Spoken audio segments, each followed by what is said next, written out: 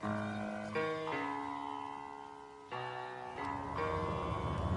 the right club. Be the right club today. Yes! Johnny, that's better than most. How about in? That is better than most. Better than most.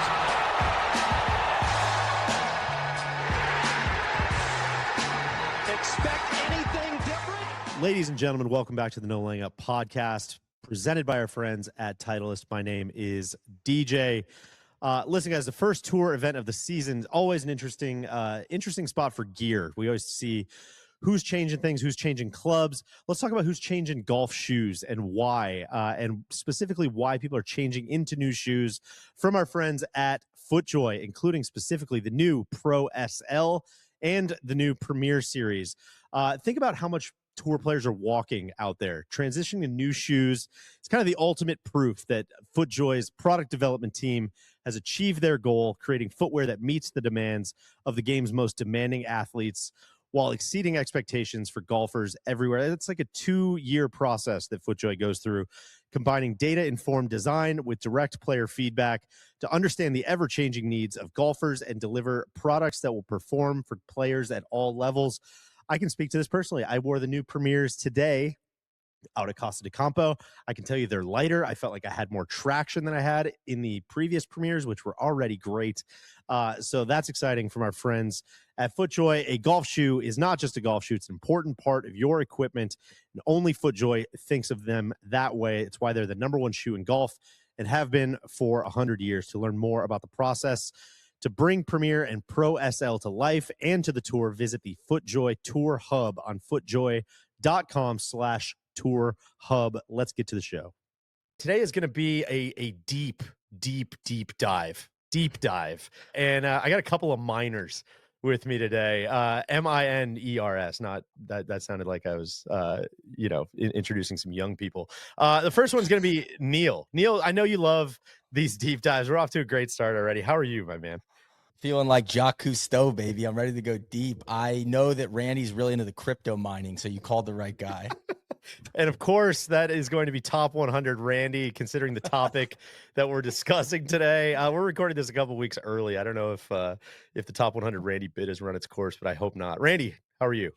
Oh, I'm great. Maybe a patron saint of top 100 golf courses. Excited to be here. Excited to get down into the mines. God, if I was going to be trapped in a mine, could not think of better companionship than the two of you. I just think of the Lord of the Rings. We'll go through the mines. Yeah, we'll go through the mines. Well, we'll see. Packed a lunch. I'm ready. Got your pickaxe. Randy hates building furniture. He hates manual labor, so we brought him down in the mines to do his favorite thing. I love it. Well, Randy, you mentioned it. Paul? You mentioned it. I don't think any of these top 100 golf courses that you're so beloved by you would have existed without the guy that we're talking about today. Today we're going to be talking about Charles Blair, CB McDonald, the father of American golf. Do you guys know a lot about CB McDonald? Because I have kind of a theory, and the point of this episode, I think, is like I certainly have a tendency to overestimate, overproject my knowledge about a lot of these like great characters, great places, great stories in the game. And it's kind of, it takes doing a very deep dive like this until you really feel like you can actually get your arms around what's going on. I'm curious where you guys are coming to this conversation from. Yeah, I'll go first here. I think CB McDonald is somebody that is very extremely surface level knowledge for me. I know the name. You hear the name a bunch. I associate National Golf Links is kind of where my mind immediately goes. And then like templates and Seth Raynor, but truly, I don't really know anything about the guy. So looking forward to learning more. I hear he was a heavyweight up here in the Northeast. You played a few of his courses, like what I'm seeing. Always liked his name. It's an interesting acronym. DJ, a fellow acronym guy. Sure. CB, you don't hear those two letters together. Well, actually, you hear them kind of in a different order, BC a lot, but not CB. Right. So that's cool. There's a club. There's the Links Club in Manhattan that apparently baby. CB had something to do with. Just So the sounded like, links. Just the links. You're not going to get invited. The Links Club is a golf course. We're going to get to all that in part 2. But yeah, I'm glad you're familiar. And I'll say this: so it sounds like he fucked. Okay, so he's a heavyweight. Like, not as much as some of the other people we're going to talk about. But I don't Just know so people know that's a cue. Yeah. If he was I don't. You think you're right, Deej. You think you know a lot about him, but like I don't really know where he was from. I know he's kind of the father of American golf. So yeah, sometimes this architecture stuff. It's like you don't want to get sniffed out as a pretender. So you're like, oh yeah, I love CB. Like, oh, guys, celebrate the guy's entire catalog. It's like, cool, man. And let me maybe start there and just put my both hands up. I come in peace to all the GCA people, to all the golf history people. I come as our guy Drew Pond would say, I come with the posture of a learner here. I'm not trying to invent this. This is lifelong learner. This is a story that is so familiar. If you are very, very, very familiar with CB McDonald, you might not learn all that much in this. You're probably reading the same books I am, but I hadn't read those books. You guys hadn't read those books.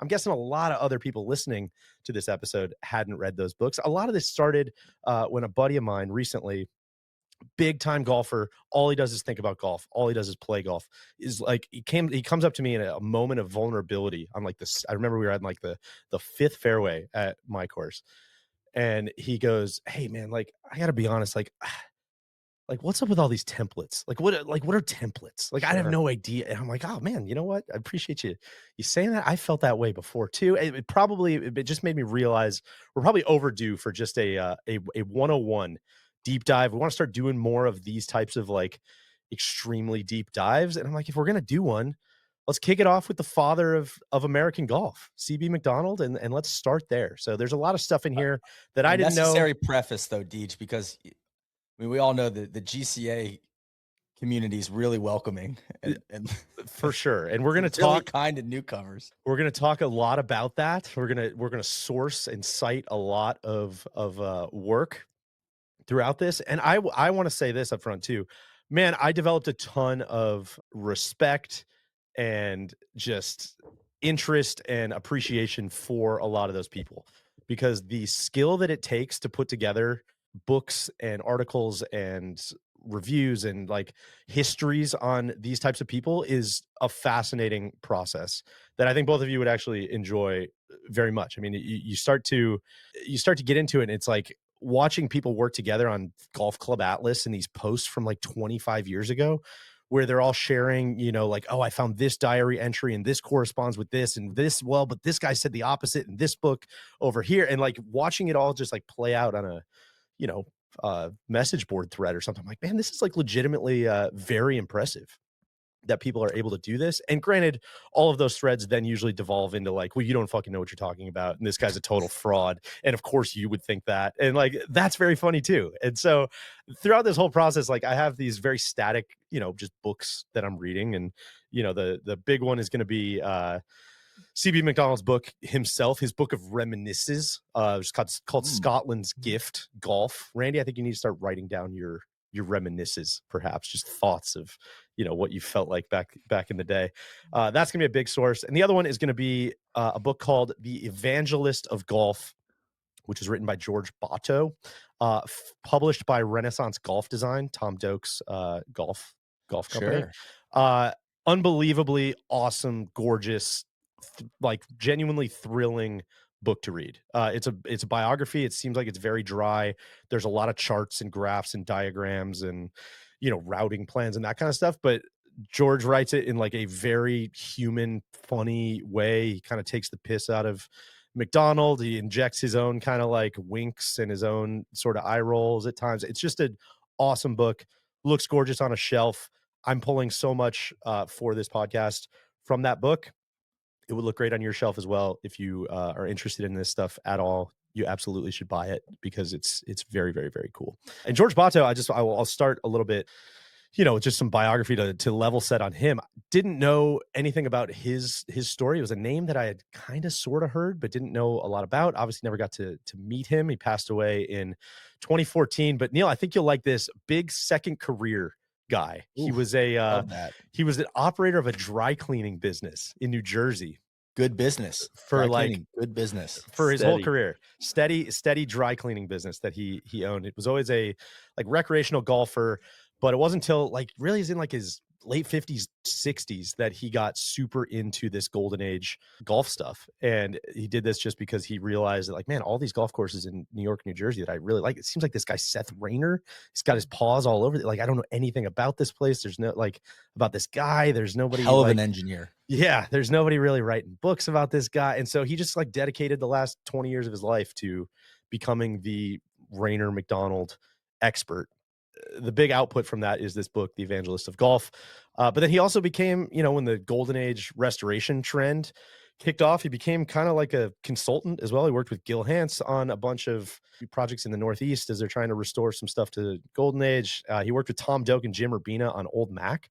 He was out there like, you know, what would McDonald have done here? Well, he probably would have thought this. Randy, I thought you'd like this when they got to the 12th hole, the Redan.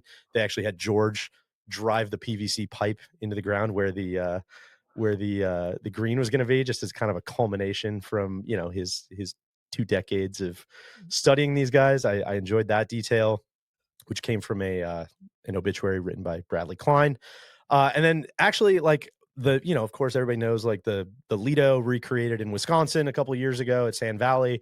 But way back in the day, Mike Kaiser actually had George out to Bandon to say like, hey, can we put the Lido here? Like, can we start here? Which is kind of fascinating to think about if that would have come to fruition. So a lot of what we're going to be talking about is from George's book, The Evangelist of Golf, which again, you should go check out. And then, like I said, a bunch of just newspapers, old obituaries, old kind of like write-ups, and then a lot of golf course, like Golf Club Atlas posts from like 25 years ago. Can I ask, did please. you find any plans or old journal entries in the ceiling tiles of an abandoned building or aerials buried in some archive at the local Chamber of Commerce? For this No, episode? but that's what a lot of these guys are doing. I think I that's know. what, And like, if you didn't do that, legitimately- then we should just turn the podcast off now, because then you are not a true architecture buff. No, what I'm trying to say is I see that favorite. all of these people are digging into those ceiling tiles, and I have so much more respect for the fact that they're doing it. It's legitimately very cool to. That is sincerely my favorite thing about that community, is like the detective work of like, Yeah. yes, we just pulled these, we're trying to redo, awesome.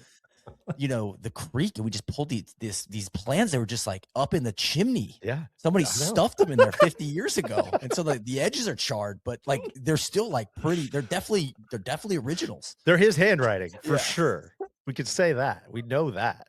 You can see, God, he wanted this bunker on the 7th. Like, Yeah. I think, yeah, we gotta. So we don't move this bunker, this entire place is just, you know, invalid, basically. Yeah, I love that stuff. And like, listen, anybody getting passionate about anything, I think we need to support that. It is great. wholeheartedly, Yes, you know? absolutely, absolutely. So, guys, the guy that we're talking about, CB McDonald, Charles Blair Macdonald. We're going to start with this quote. To call him a golf course architect would be like calling Thomas Edison an electrician. Love that line from Jim Noyes, which is in Golf Course Architecture website, magazine, both. I don't know. CB McDonald, clearly far more than that. He's the biggest reason that golf in America took hold in the way that it did. He was Randy, like you, he's a fierce protector of the rules of the game, the customs and the traditions of the way golf was played in Scotland. He's responsible for creating some of the first golf courses in the country, started in people's backyards, eventually turned into the first proper 18-hole course that we had here in our fine country. He protected golf for as long as he could from what he called the inevitable Americanization of golf, which he knew had a chance to dumb it down, just get it off on the wrong foot, turn it into kind of like a passing fad here in the States if it did not get off to the right start. He knew the boat needed to be pointed in the right direction. He was a great golfer, even if he was not always a great loser, which we will certainly get into. Oversaw some daring engineering feats, ultimately became an expert in agronomy and irrigation. A lot of Renaissance men in this period that we're going to learn about, just guys becoming experts at kind of everything. He certainly fit the bill there. And I think most importantly, infuse the American game with some strategy. Finally, holes needed to have a purpose. There needed to be a point to playing holes in certain ways. And he pushed everyone who designs golf courses, both then and now, to not just like put a ditch in the landing area and call it a day, which is kind of what everybody was doing at that time. Yes, Randy. Maybe we'll get here, so forgive me if we do. But you mentioned he was part of laying out building the first 18-hole golf course in the U.S. Dumb question. What course is that? Is that national? That is not national. We will get Okay. there. Okay. Absolutely. This is actually just outside Chicago, which I know you guys will love. Is this a safe space? I'm going to ask probably a lot of dumb questions. You know what? If you have the And- question, someone else in the class probably Okay. has the same question. I And won't Neil's judge you, Randy. typing, we're back channeling, he's feeding me. He's like, Randy, ask this, ask this. I'm too embarrassed. So just keep that in mind too. Everybody already thinks I'm a moron, so I can ask whatever I want.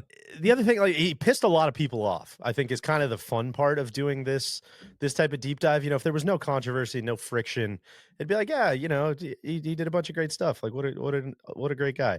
But it wasn't always seamless. I mean, he had a lot of friction and a lot of ruffled feathers along the way. This is a quote from Ben Crenshaw that I think sums him up pretty well. To his detractors, McDonald was an opinionated autocrat, a stubborn and bullheaded dictator who felt appointed by Providence to defend his romanticized vision of golf from contamination in America.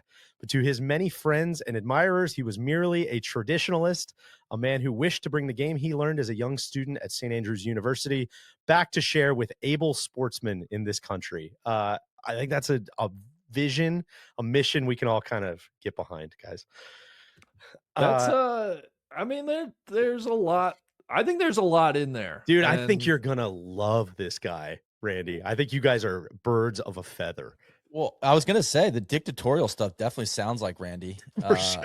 And but I will say I'm really digging his stash. The stash you got up here on the screen. I mean, I'm kind of growing one in his honor right now. Not even the best mustache we're gonna see in these slides. But isn't that a life lesson? You know, if you really want to do something and you want to do it in your mind as well as it can be, you're gonna piss some people off. You know, you got to break some eggs to make an omelet. Otherwise, I think you're that's probably a not lesson doing it we've right. all learned. Yeah. No, I agree. So, like we kind of said, I think there's a very quick version of this story. You can read all this on Wikipedia. Rich kid goes to St. Andrews. He falls in love with golf. He comes back. He creates a bunch of golf courses. America, you know, embraces golf, and here we are all today. That to me, and Neil, I know you agree with this. This is not nearly as fun as like really getting into the nitty gritty and the details, and the reason this looks this way is because of this guy who owned this company, yada yada yada. And so I'm gonna do it that way because I think it's a much more interesting way to kind of dive into this. And reading about CB McDonald's life, this is a weird comp, and I'm not comparing these two people necessarily. Well, maybe there is more comparison than you think. It's a bit like reading the Dick Cheney obituary that Tron and I were talking about in the Trap Draw, where it's like, you can look at it as just like, yeah, here's the story of this guy's life, and man, he did a bunch of stuff. But in reality, it's like, well, that's kind of like just the story of America over the last like 50 years. Like, this guy's kind of involved in everything. And that's a little bit how CB McDonald is too. Is like, yes, this is going to be his life and the things he built and the people he knew and interacted with. But it's like the story of golf in America. Really, like, honestly, in a lot of the spots, you can convince me like you can take the golf part out, and it's kind of just the story of America. So, guys, with that, should we get into it in earnest here? Can't wait.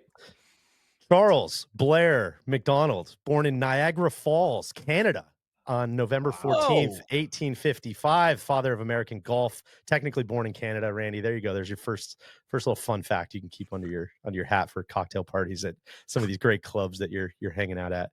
His parents were American citizens, Godfrey and Mary Blackwell McDonald, and not long after CB was born, the family moved back to Chicago, Illinois, where life was fairly posh for them. This original script was like way too long, so I had to cut some of this stuff out. I did all this stuff about like his lineage and what it traces back to. And Neil, there's all this stuff in the Mohawk Valley, upstate New York. His lineage traces back to this guy, Sir William Johnson, who owned like 500,000 acres of the Mohawk Valley. And all of a sudden, like immediately out of the gate, 2 pitches into the game here, Randy, like I'm researching, like, you know, King George's War and like recruiting, you know, Native Americans to fight for the British. I'm like, okay, this is not, I don't think this is super relevant to what we're talking about if we're trying to thin it out. Well, it is timely bit. with Ken Burns's work that I've been enjoying. I mean, the Mohawk Valley got, Washington, not a friend of the Yeah. Native Americans, so the big homie that owned half a gabillion acres probably got that. Somebody else had it first. Let me put it that way. And that's exactly right. And I guess I would point people maybe to Ken Burns for a deeper exploration. Ken does great work. This highly great recommend. work. Big fan. The point of all of that, even kind of a brief drive-by, is like this family has some dough, right? And he comes from means. His ancestors is kind of like what it would be like his great grandfather or something like that.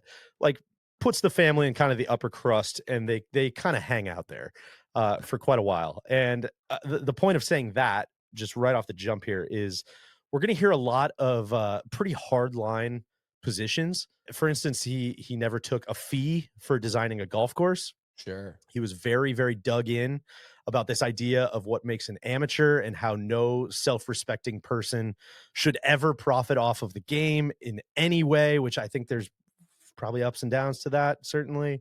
But I think all of that there, Neil, talking directly to you.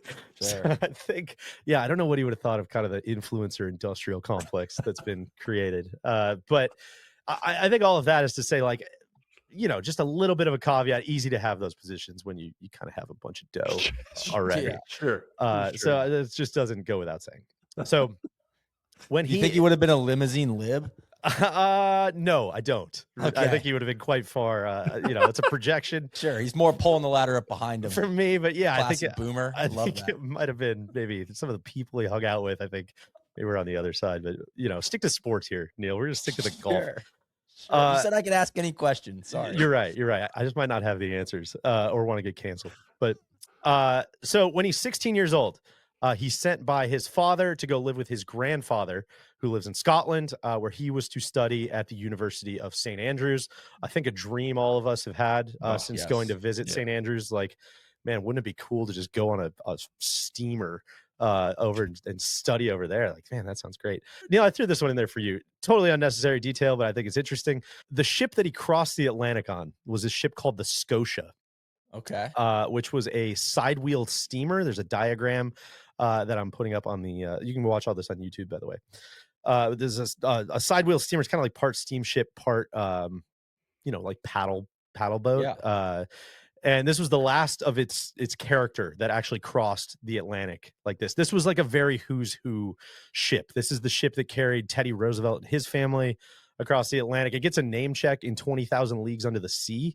It's like the boat that gets run into by Captain Nemo and the boys and the Nautilus. It's like the boat that Sherlock Holmes travels on when he's going across the Atlantic. It's very like 270. It's like the Queen Mary before the Queen Mary. Yeah, 270 first class passengers and like 50 second class passengers. It's like it's one of the airplanes TC flies on, basically. Mm-hmm. And so again, all that to say, kind of like this is the guy we're dealing with. And so CB gets to Edinburgh and eventually Musselburgh, where he spends the night with his family friend. And this is the first place that he hears about golf. He sees these paintings, all these old guys with their bright red coats, scuffling around in the dust and hitting this little white ball. Not impressed. Thinks it's very, very stupid, to be honest. Sure. He writes in his memoir, it seemed to me a form of tiddlywinks, stupid and silly. Never in my life had I known a sport that was not strenuous or violent. Just I love that line. I think that's so very confirming fun. he did not play until college. Did not play until he got over there. Hadn't even heard of it. All right, so that's impressive already. If he becomes a high-level player, number one.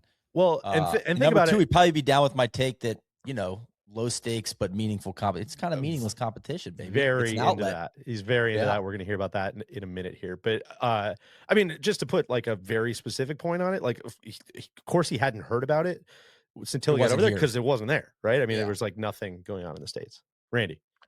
I was going to ask, and apologies if we're getting there, but I mean, what a fortunate thing that his grandfather happened to be in Scotland. Do we know why his grandfather was in Scotland? I couldn't figure that out. I don't know what brought him there, but he was very deep into the golf scene, which was another fortunate part of kind of the way all this broke, which we will get to just momentarily. Gotcha. But after his like quick stay in Musselburgh, he takes the train up to, from Edinburgh up to St. Andrews. He's got this golf idea rattling around in his head that he's just heard about.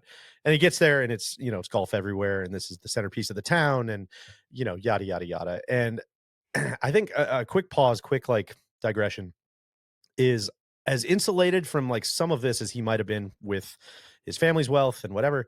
I think it's very interesting to think about like the city that he had just come from, because Chicago's massive. Even at this time, it's like this, it's 300,000 people.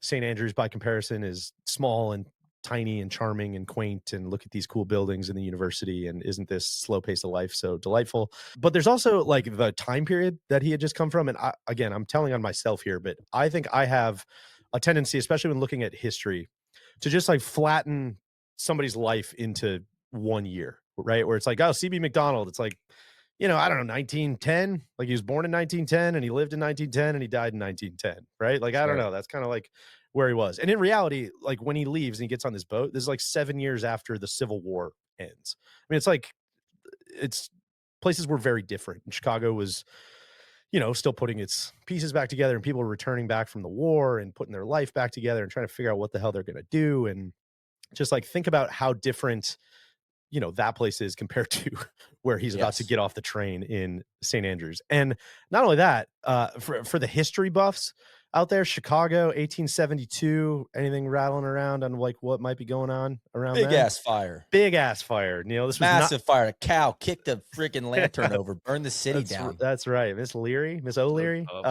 Yeah.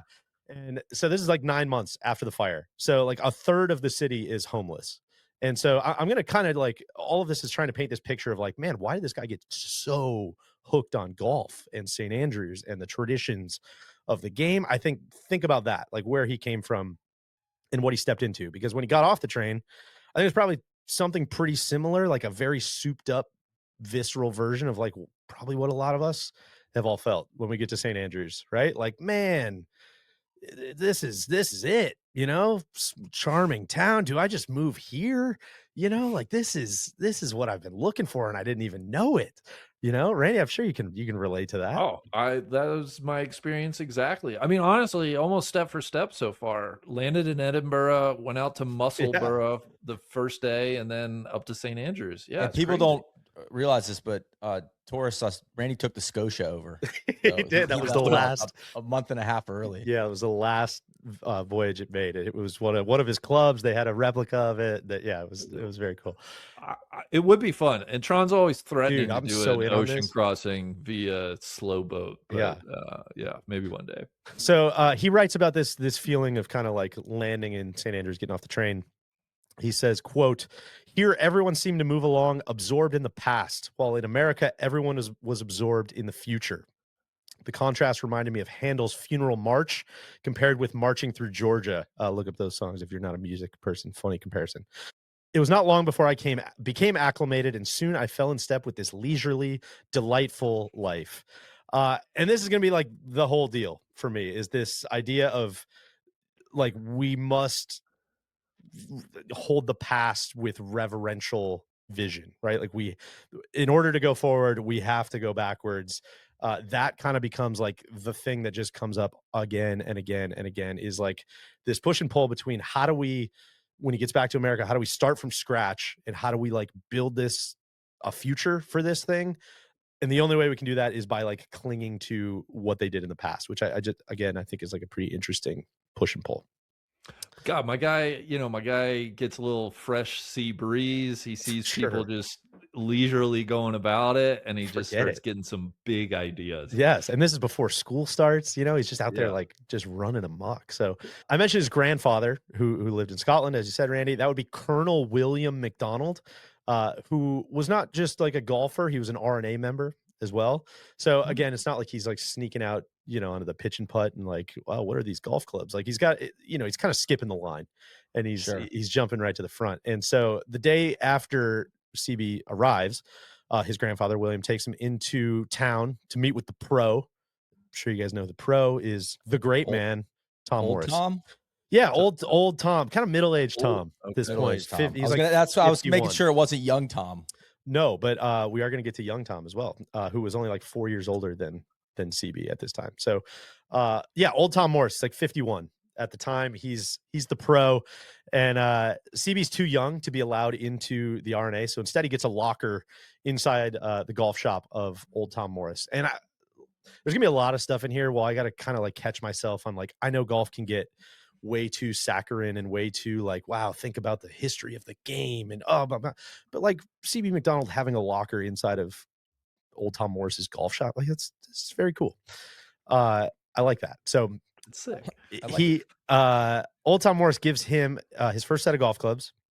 It was a set that had 7 woods and 4 irons, kind of a KJ Choi, or maybe like a LPGA. A lot of head covers in that bag for young CB. Randy, I think you're gonna like this too, because I think it speaks to kind of like his view on the rules. The 14 club rule was not yet in effect at this point, and as he got older, he got so he like incensed. Like he hated this idea of people just carrying 20 clubs, 25 clubs, just basically like having a club for literally every situation that popped up. And he zagged the other way. He thought this was massively cheapening the game. So eventually he would go on to play with only 6 clubs.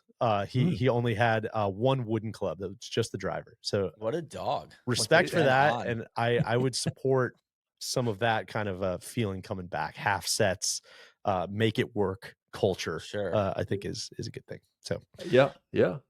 so he meets old Tom, gets his clubs. Him and his grandfather go out and they play the old course. Of course, he's hooked. The old course is all the romantic stuff that everybody knows that it is.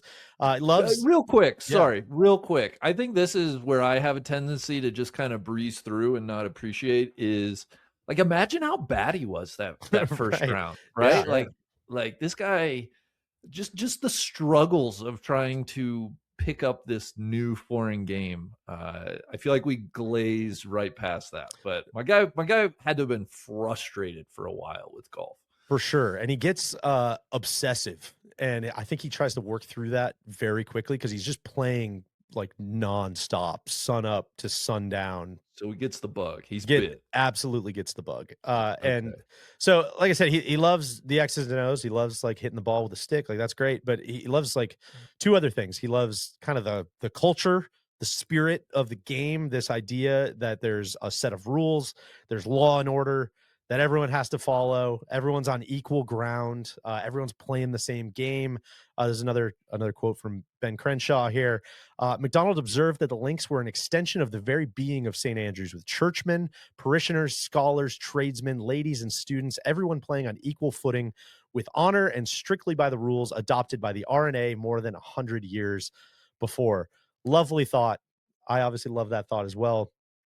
Again, just doing my due diligence, runs a little counter to just like coming back and building the most exclusive places in like the history of the game. But I think that he's trying to resist the Americanization, though, the uncouth I think that's masses. Truly right. I think that's truly right. And I think that the egalitarianism, this like everyman sport, I think that was one of the things that he found when he came back. Like, it's gonna be a little harder to replicate than I originally thought it was gonna be. So, but on the topic of the rules, everyone being on equal footing, he dove in headfirst on this, became a lifelong staunch defender of the 13 original rules. He was convinced these rules were enough to cover any situation that someone was going to run into. That would be put to the test later. We'll talk about that in a bit. And above all, Randy, again, I'm not trying to lead you to water here, but like he was so passionately in favor of playing the ball down, playing the ball as it lies. Get your fucking hands off that thing. Do not touch it. He wrote that touching a ball without penalty was, quote, anathema to me, a kind of sacrilegious profanity.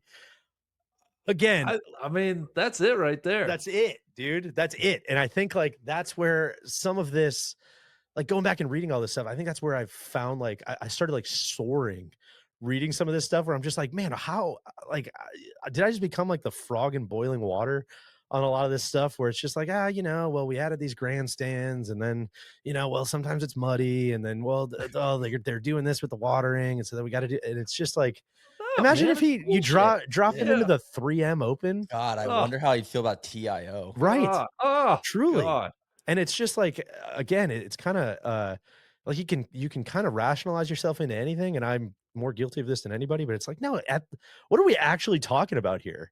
Like the game is like, no, get your fucking hands off it, man. Play it down. Don't That's a touch that. skill. Yeah. All right, Figure it out. you might not have the answer to this, but maybe in one of these books, was he the kid? Did people like this American? Like, did old Tom like him, or was like, who the fuck is this guy coming over here getting obsessed with our game? No, they did very much like him. And the other thing you got to think about too is like he's over there with a bunch of schoolmates, so he's got that kind of baked in, right? Like there's a bunch of university kids that he becomes friends with, but he does become like boys with a lot of the other Scots as well. Like we mentioned that of course old Tom Morris has a son, young Tom Morris, who's 4 years older than CB, and they got introduced and like started playing matches together. And so, they'd go out and play, and CB could pick his brain and ask him all sorts of things, like ask him all sorts of questions. And Randy, again, like this idea of like, yeah, he probably really sucked at the time, but he's like, he's hanging out with literally the best golfers in the world at the time. And so again, not to put like too fine a point on it, but think about like what he gets dropped into here. It's 1872, which is the year that young Tom Morris would win his 4th Open championship in a row. Listen, I know like 1,000 people aren't trying to qualify for this, but like still, he's the guy. Old Tom Morris had already won 4 Opens by then, and CB walks into this world, and it's like, hey man, here's this new sport you've never heard of, and by the way, here's the guy that's the best in the world at it right here, and all of his friends that he plays with, they're all right here too, and his dad used to be the best in the world at it, so like he's right here too. So like if you have any questions, here's just kind of all the best people at your disposal. Is again just like very heady territory. Yeah, well, that's kind of what getting into. at my point is like he was able to just assimilate into this cabal very quickly. So he must have been the kid. I think so. He writes about this later. He says, one can see by all this what a remarkable galaxy of golfers there was in St. Andrews in the early 70s. I doubt if in any one country they have ever been matched in brilliance of play, devotion to the principles of the game, and personal integrity. Because of course, Randy, we're not just playing the game. All these guys are playing the game the right way as well. So we work hard and we play hard. But to be clear, Randy, we separate that work and that play. That's right. They're not playing money matches out there. They're just playing for glory, for chaos. There was something kind of fun. Like he did, like I said, he gets obsessed, especially before school starts, like before the semester starts or whatever. He's just out there playing all the time during the summer in Scotland. It can be light out for 20 hours a day or whatever. And he's just out there constantly. Of course, the one bugaboo in this was the old course being closed on Sundays. So him and his friends used to actually hide clubs in the gorse out like on the far corner of the old course, 7, 8, 9, 10, 11, like that whole corner. And like they would just run out there and play golf on Sundays where like the very religious townsfolk couldn't see them and scold them. It's interesting. It's interesting where he's okay not adhering to, the rules, right? Like that's always interesting too.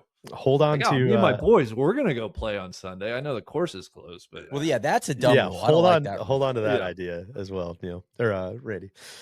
So he's got all these people, all in the same place at the same time, which by the way, I love. Like I feel like this stuff happens outside of golf, like probably more than it happens in golf. Like it happens in music all the time, right? Where you had like, Laurel Canyon, and you had like the grunge movement in the Northwest, or hip hop in New York, or whatever, and like all these people you kind of realize after the fact are all like in the same place at the same time. And then you start all those boats going in different directions. And it's like, oh man, all this stuff wouldn't happen without this convergence. So just kind of a cool thing. Cause it wasn't just old Tom and young Tom and CB McDonald. It's like Davy Strath, who did North Berwick, famous for, having his name on the Strath bunker, Willie and Jamie Dunn, but then he also writes like at length about, other pros and caddies, professors, students, like everybody's kind of like on the same page. And who knows? What about the other architects? Like is Harry Colt hanging out? Is like Mackenzie's probably at war somewhere, right? Mackenzie's in South Africa, much younger. He's younger. Okay. Yeah. So he's much younger at this point. Colt, I think, was more London than Scotland. I don't know the age difference there. That's a good question.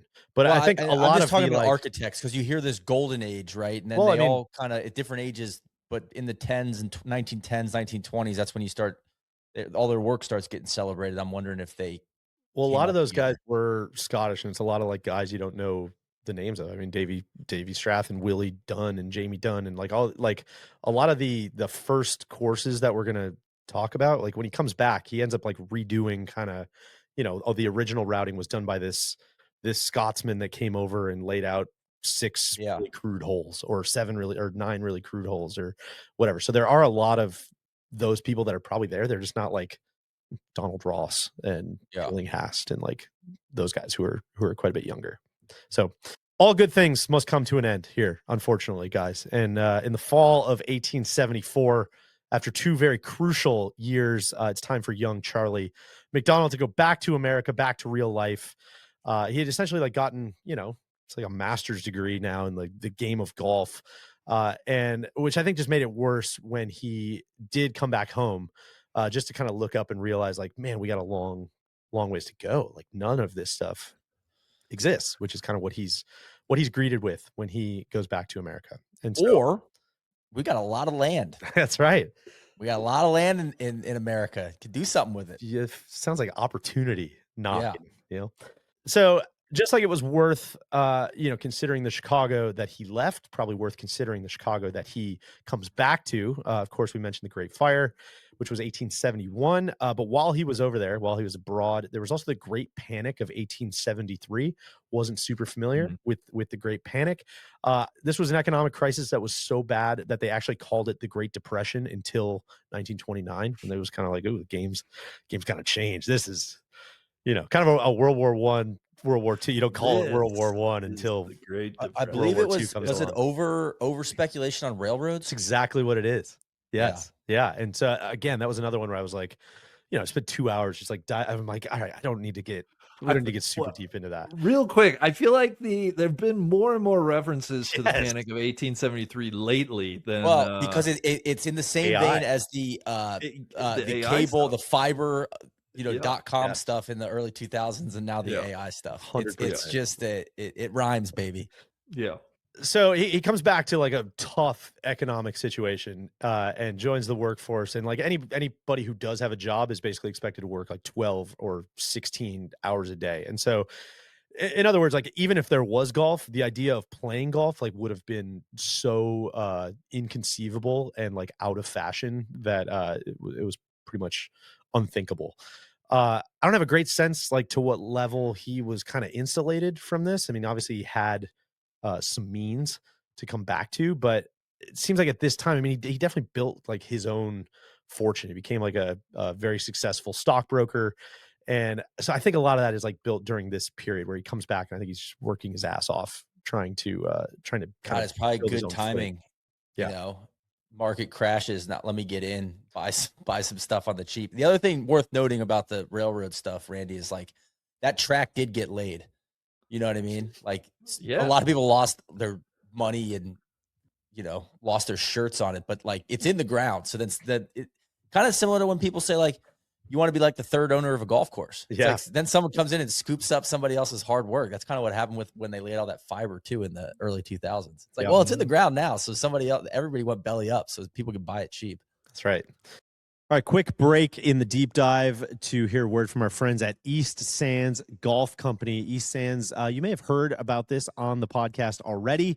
It is a travel company based out of Vancouver, run by our friends Nick and Haley, who have put together quite a little niche travel operation for golfers, a lot like the people in our audience. They do trips to Scotland, to England, to Australia, to other areas as well. They can fit all kinds of different budget points.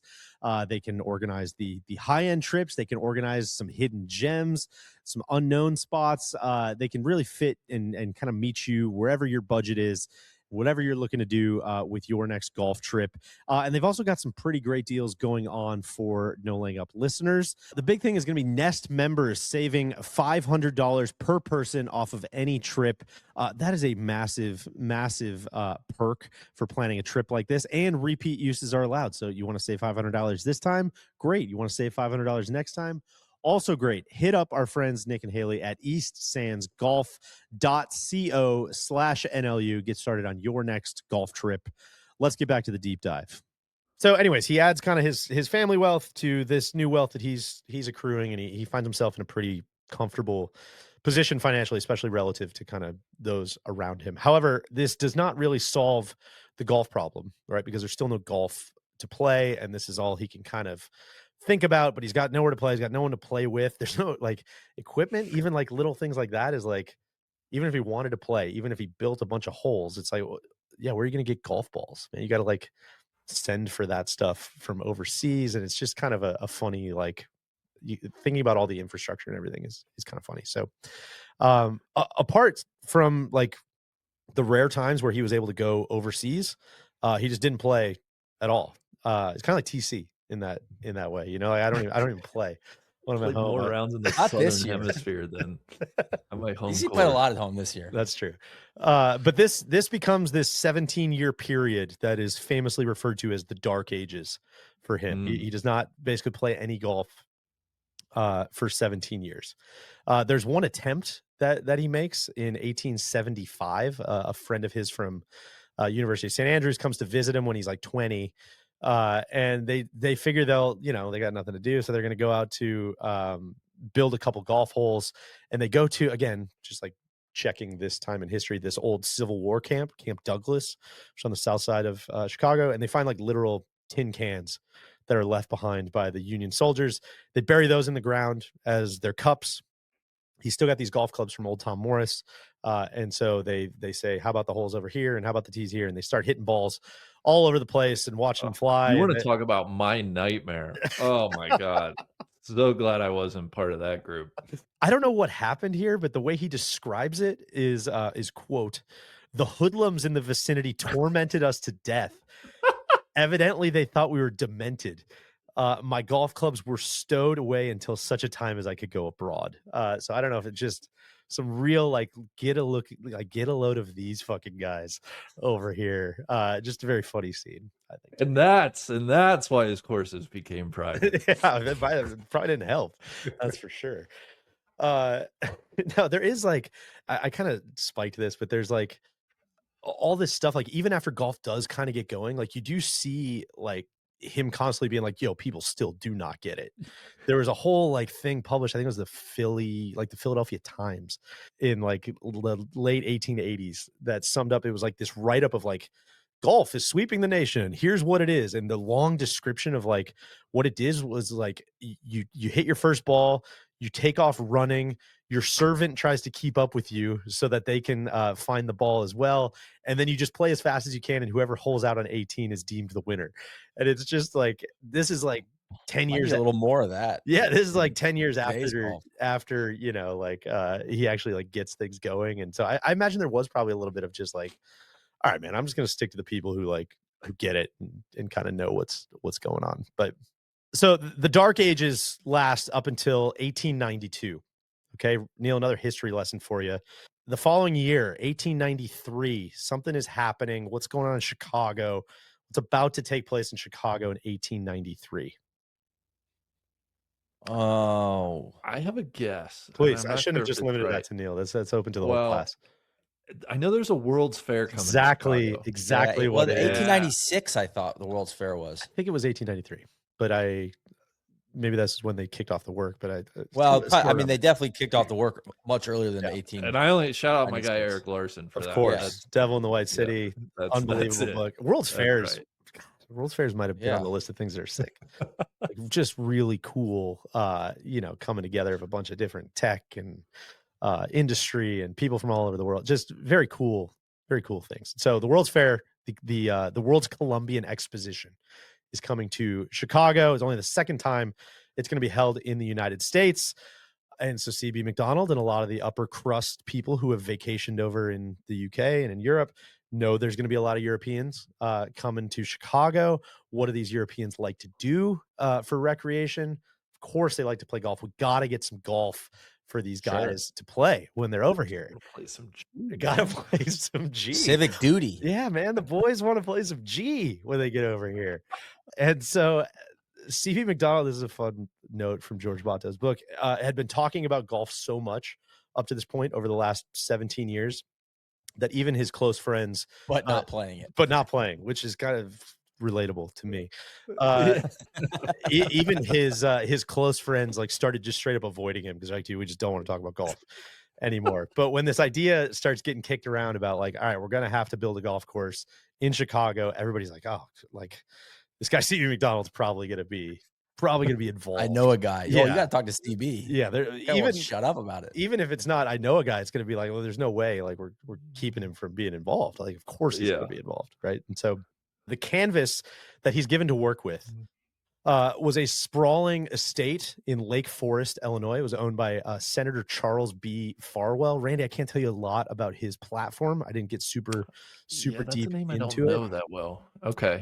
but he had this very spacious retreat up on the bluff in Lake Forest, kind of overlooking Lake Michigan. It was called Fairlawn. I believe we might be looking at a photo of Fairlawn 2 because the original Fairlawn burned down, and then I think his daughter kind of maybe put a new house up. Anyways, point is like this is what the land sort of looked like. Very estate-y, right? I mean, a lot of trees, a lot of gardens, a lot of landscaping. And so when McDonald gets there, he's thrilled, elated to be involved in this idea of building a golf course.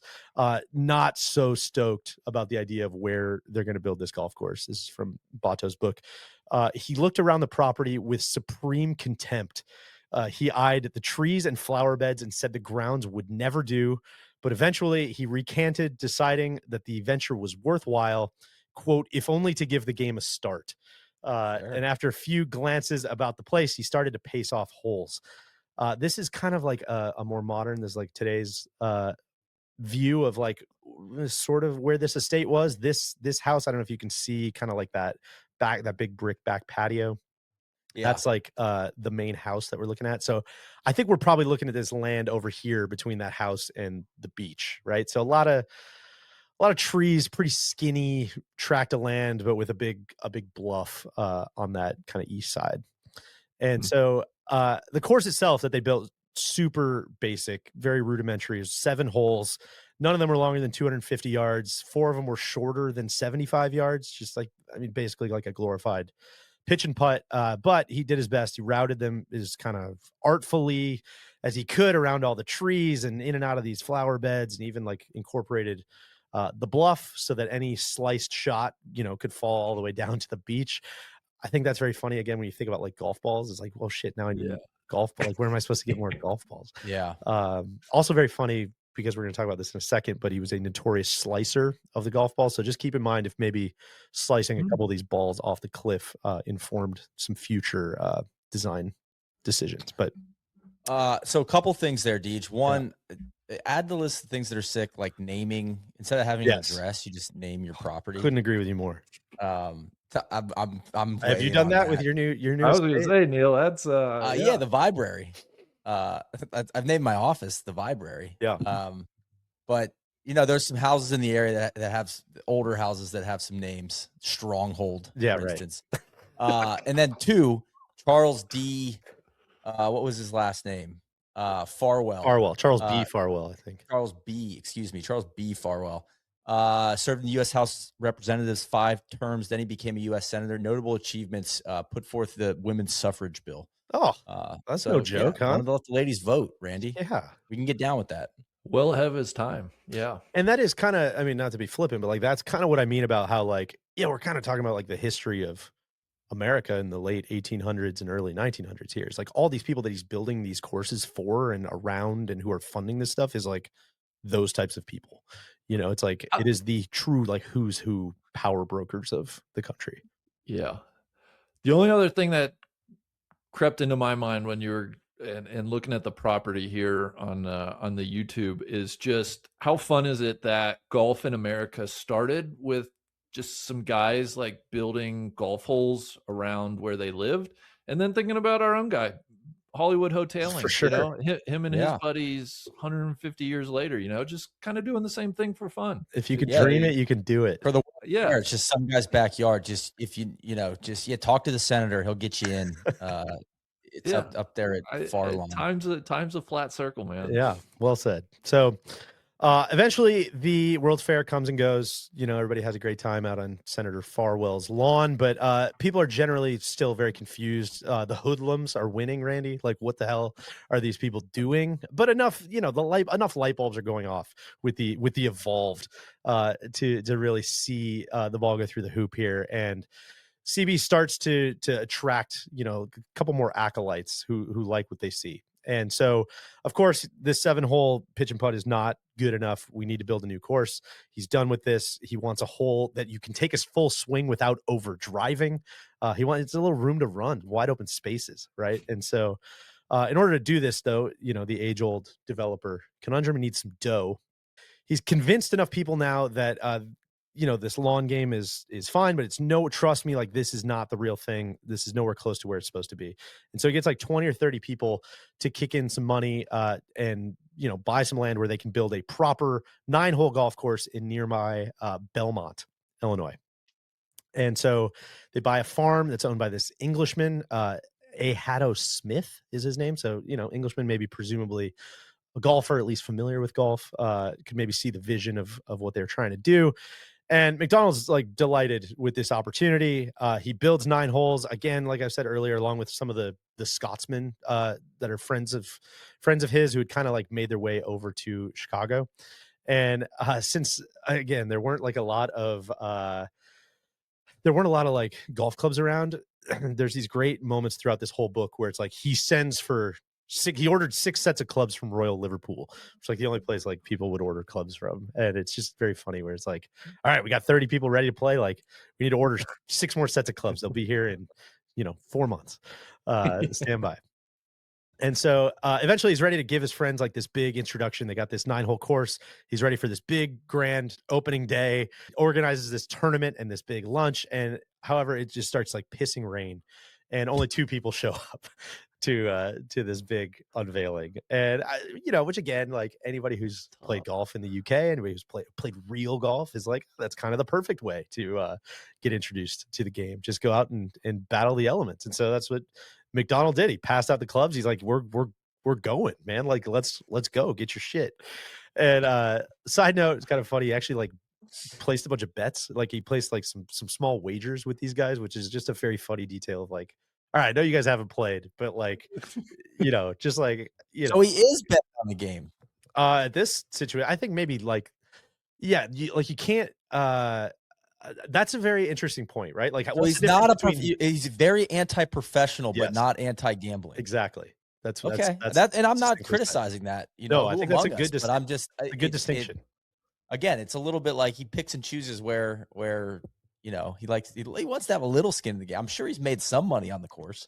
No, he's like actually ends up putting like money of his own into it. Whenever he runs out, he's like, well, the quote was what the quote was. So like, I guess. No, I'm saying making money on the golf course, like prize money. Like gamble. Like, I got the sense earlier on in this conversation that like he was anti, like, it's against the soul of the game to win prizes or to. In my head, it's like, or gamble, but it sounds like he's and also like, I don't think he's operating these clubs as like a for-profit thing. Sure. I mean, these are like, I understand. Yeah. I didn't think that was it's not a business venture for him. Right. So they make it through like 5 holes before it's so rainy and so muddy that they have to stop. And there's no clubhouse. Obviously, there's just like this barn. So they just go hide out in there and start playing cards. Sounds like Sweetens. Yeah, a little bit. And that's going to be a theme too, also, by the way. It's just these places like not having clubhouses, and McDonald's thoughts on that. But apparently, according to him, 5 holes, that's all it took. He hooked these 2. This was like his big moment of like watching people see the ball go through the hoop. I love this quote that's from his book. I'm happy to say that between each hand of cards, they ran to the door to see if the rain was over, each confident that he would win the next hole. I think just a very relatable feeling for American golfers, right? Like, everybody becomes an expert at looking at the Doppler radar during every delay. Like, this is going to miss us. This is going to pass. It's just this like optimism of of golf that I think that's kind of the first seeds of, which made me chuckle. But so now we're off and running, right? We've got this 9-hole course. CB is comfortable to start recruiting more and more players. He even starts giving lessons at this time. But by the following spring, he's got enough juice. He's got enough members. He's got enough in the kitty to add another 9 holes. So Randy, to your question, that makes this the first 18-hole golf course in the United States. This place in Belmont. And we're going to talk about what happened to that golf course in a second.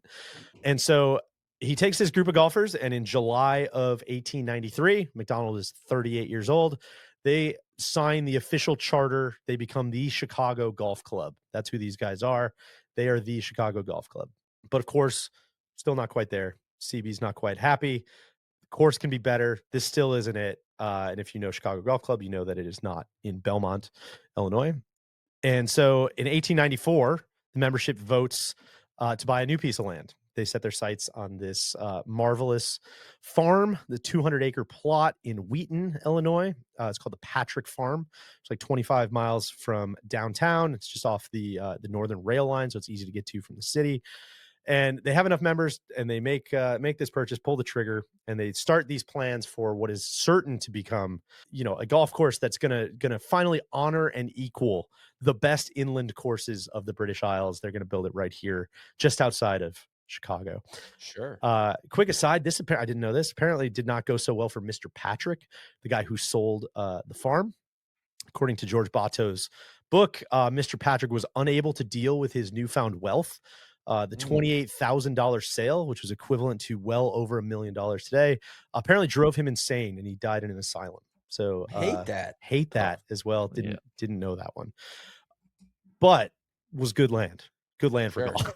Like it did work well. And McDonald, along with Henry James Wiggum, H.J. Wiggum, another initials guy, Neil, that we're going to hear from later on, and James Forgan, they begin to lay out the new 18-hole golf course, and Chicago Golf Club becomes what it is in Wheaton.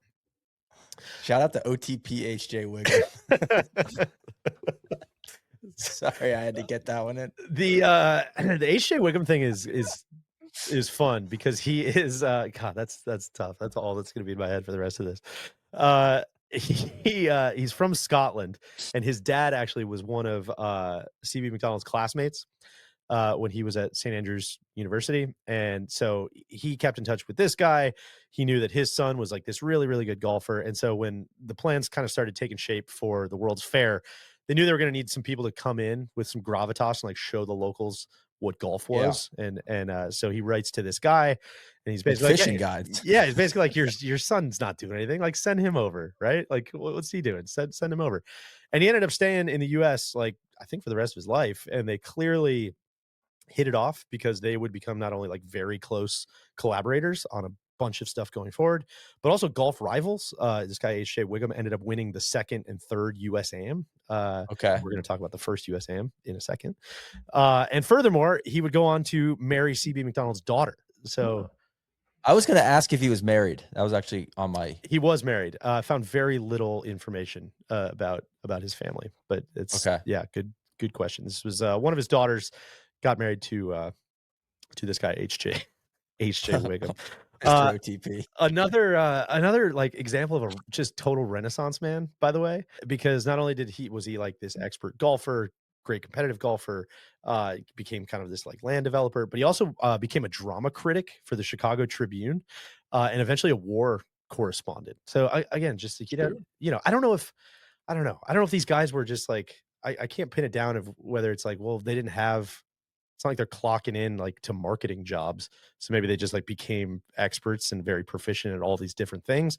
Or if it was like, maybe they weren't that good at everything, right? They just kind of did everything and nobody was really there to stop them. I don't know. But I think it's kind of an interesting theory. Just takes too. Maybe they just had takes. I think they definitely had takes. I know that. I can't keep these takes in. So the original routing of the golf club is interesting because eventually it would be completely remodeled, completely redone, which we'll talk about in a second. But a fun thing about the original routing, this is a picture from George Bato's book here. You can kind of see that like it's like these concentric circles basically around the polo field where The front nine kind of goes clockwise around the outside, and then you sort of flip it around, and then you kind of come counterclockwise again back towards the inside. And the theory behind this is that CB McDonald had just like a debilitating slice.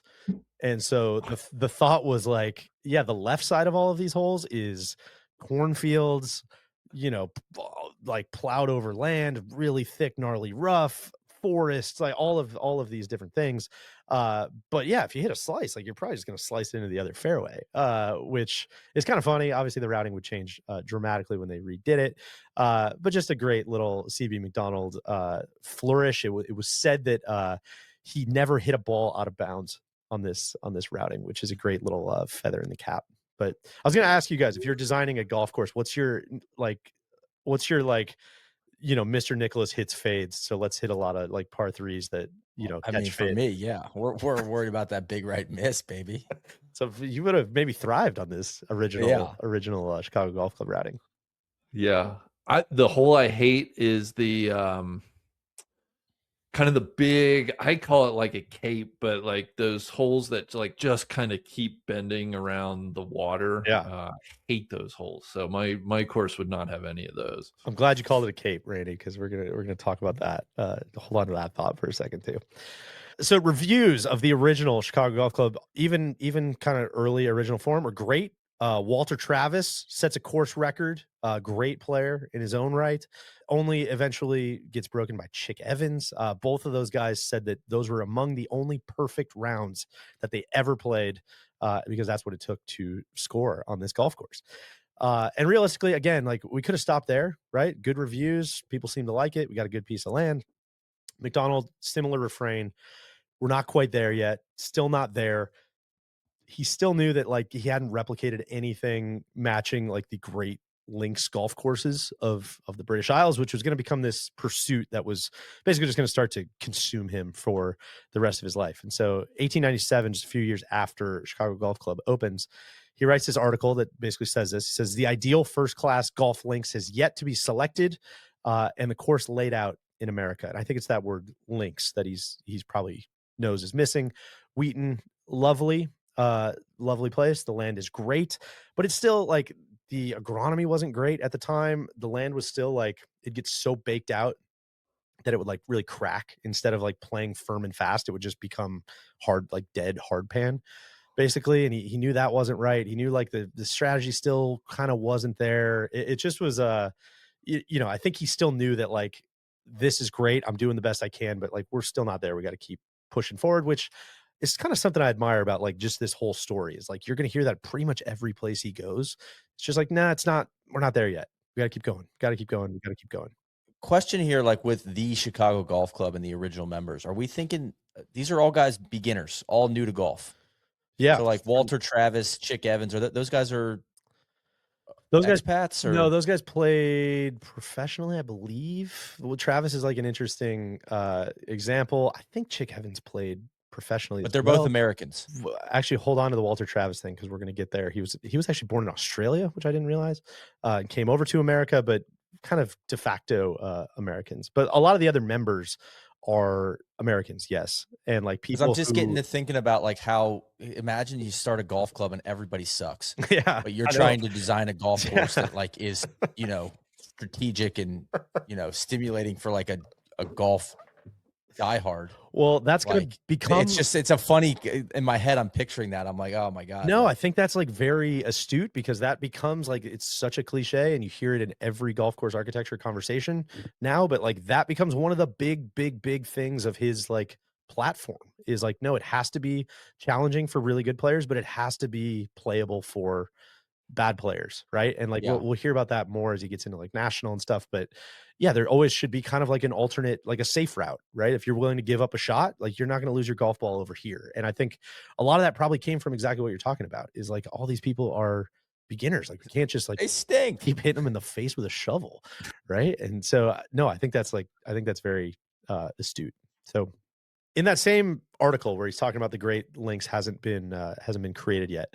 He goes on, like, even later in that same paragraph, says Long Island is a natural links, referring to the sandy land there, and how similar it was to Scotland and Ireland and parts of England. And he says a first class course can only be made in time, and it all must be evolved by a process of growth, and it requires study and patience.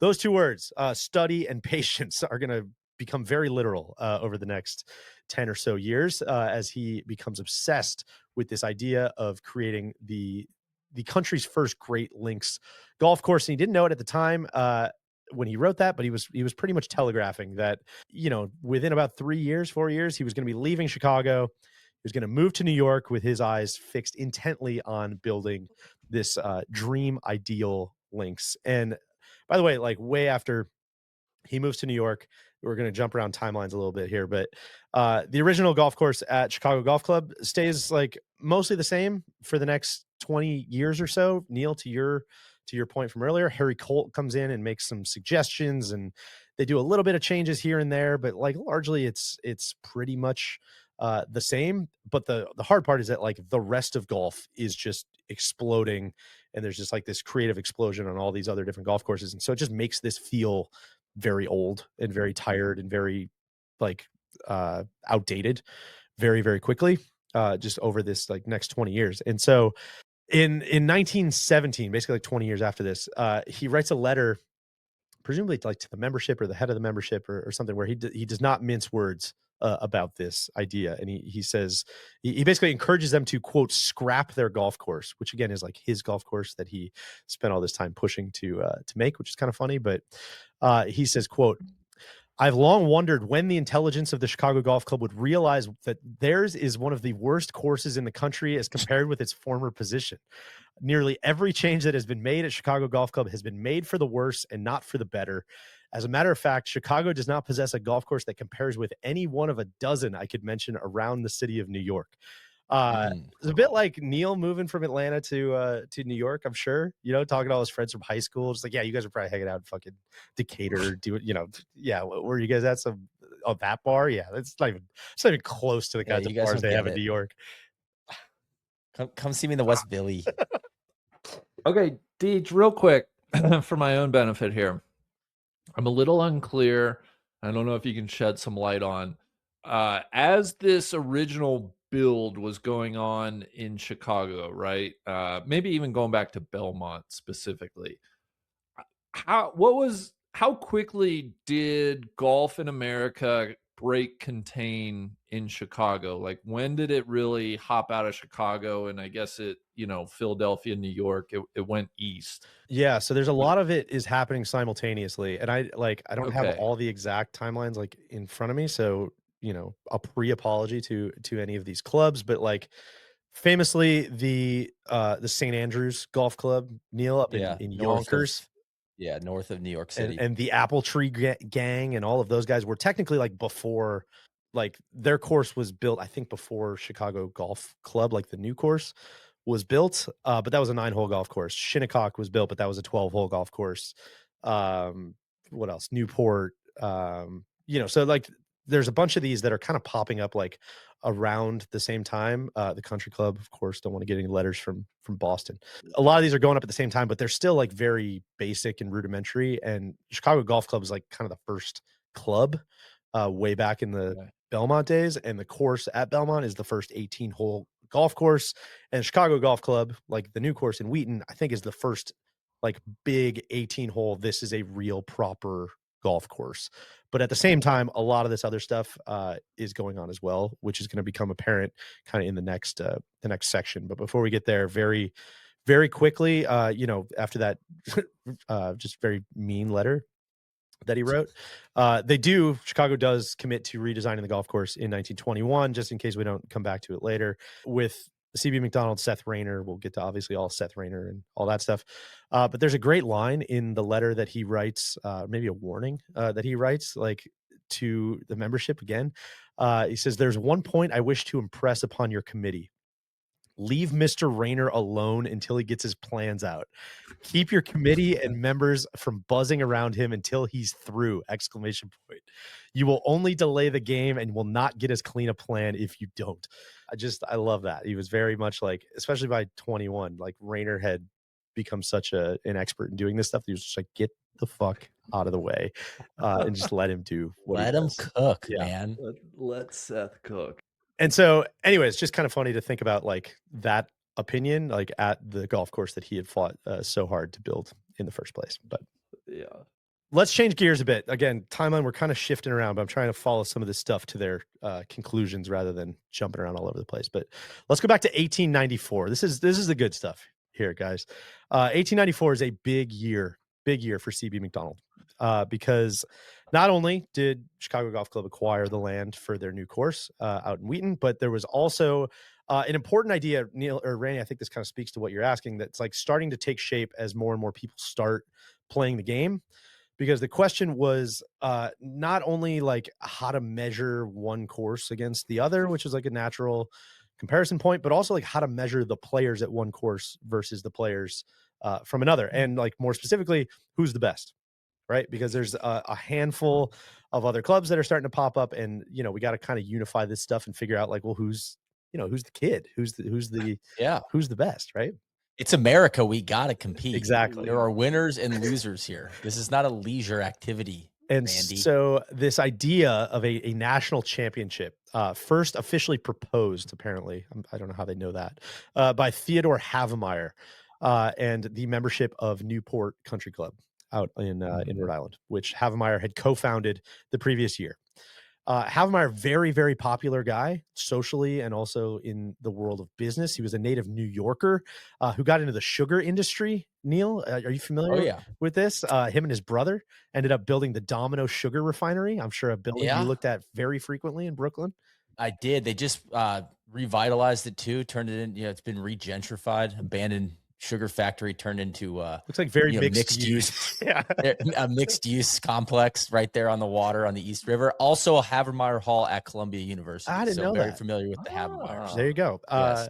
Havemeyer was a polo player originally. A lot of polo going on at a lot of these clubs that pop up. But like many, wealthy Americans, he discovered while he was on vacation in Europe this game of golf, and he came back to the U.S. and he was like, "Man, this."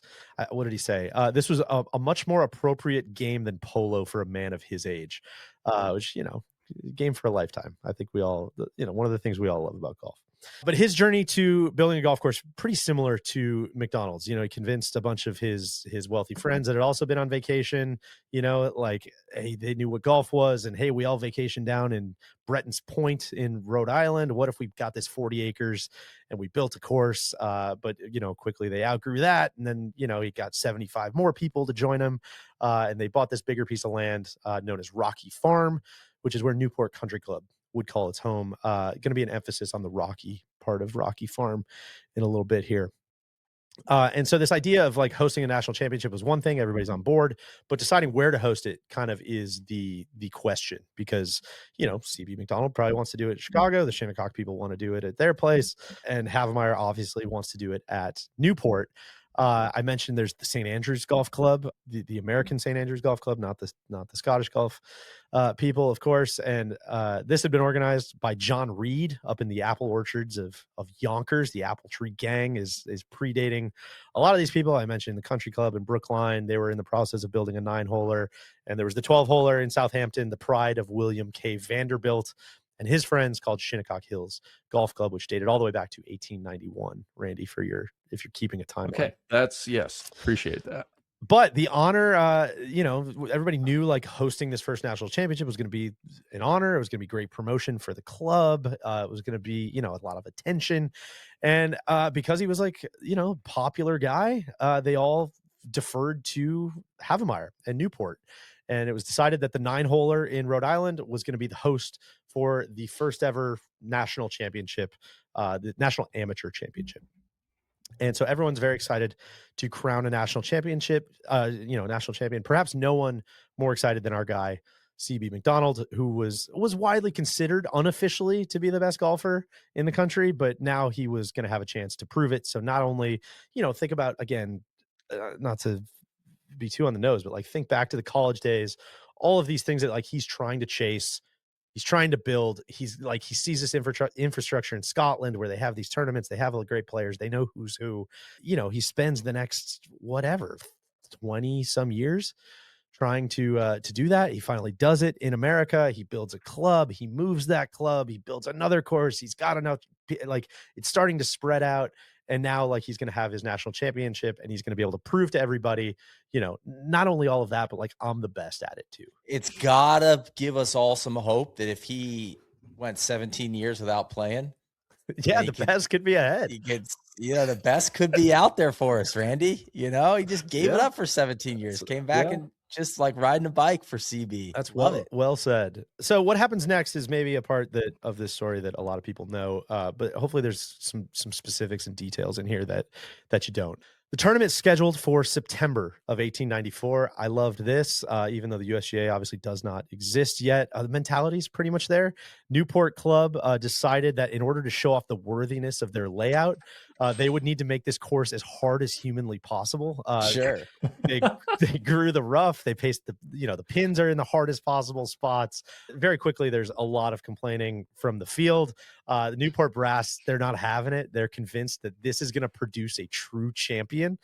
Just again, kind of the more we're going to test these guys. The more things change, the more they stay the same. The format is going to be 36 holes of medal play, similar to the NLU Club Championship. Sure. Of course, it's going to be 4 times around the 9-hole layout, medal play, count all your strokes, lowest number of strokes wins. There's only 20 people in the field. And either because the course is so hard, either because people aren't into it, whatever. By the end of the first round, almost half of them have dropped out. There's only 12 people left going into the final round, which is great. Giant babies, man. They're pampered. Psychological evaluations from the start. That's right. Pampered fox. And your first round leader is, of course, CB McDonald of Chicago, Illinois, who opens with a sparkling 89 on the at Newport. He's 4 shots clear of second place. He's already prepared to take his seat, on the throne of American golf. But disaster strikes in the second round. CB is like, he's not himself. He's hitting it all over the map. The lead is shrinking. But the real drama comes when his ball comes to rest against a stone wall that runs through the golf course. Shout out to Rocky Farm. And so, I hate to say it, but like, what does Mr. 13 rules? Yes. Yeah. Mr. Touching your golf ball is an act of sacrilegious profanity. What does he do? Picks up his golf ball, assuming that he is entitled relief from this stone wall. The new movable obstruction, I guess, huh? And there's a little bit of unclarity, like a lack of clarity in how this is written, of whether he thought that he was removing his ball from a hazard and taking a 1-stroke penalty, or whether he thought he was entitled free relief. I couldn't really get to the point of that, but the point is he moves his ball. The tournament officials from Newport obviously feel this like very differently than he does about this situation. And they inform him that the wall is a hazard. He just removed his ball from the hazard. He's going to be assessed a 2-stroke penalty for picking up his ball.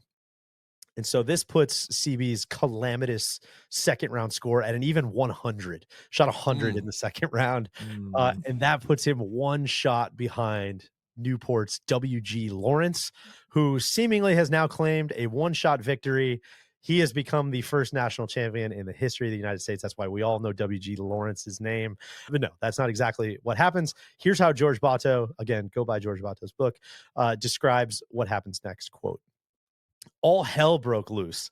McDonald, in a childish fit of pique, berated the Newport Club's tournament committee for the manner in which the tournament was conducted. His complaints were many, but the issue was his contention that a stone wall did not constitute a hazard. Not only was the penalty unjustified, but he had also chastised them for using a stroke play format, insisting that it should have been match play. Anyone knew that. He issued a sweeping condemnation of the entire tournament, labeling it, quote, a fiasco." This is funny for a lot of reasons, I think. One, I think if he would have won by 1, we're probably not hearing a lot about like any of this or the fiasco. And 2, like he knew the rules before he got there. He like probably is helping make the rules. Like he knew it was going to be a stroke play tournament, and he like seemingly was totally fine with it after round 1. So Just kind of I'm a hemorrhaging respect right now for our guy. I know, man. It's tough. It's tough. And it's gonna kind of get worse before it gets better, unfortunately. Ugh. And so he was also steadfast. And again, I'll just issue legally just a tiny sliver of plausible deniability here, that because like I can't exactly figure out what the issue was, but he was steadfast in his assertion that the ruling was incorrect. And what's really funny is that golf is like still so new that the tournament committee was honestly unsure of whether or not they had applied the rule correctly as well.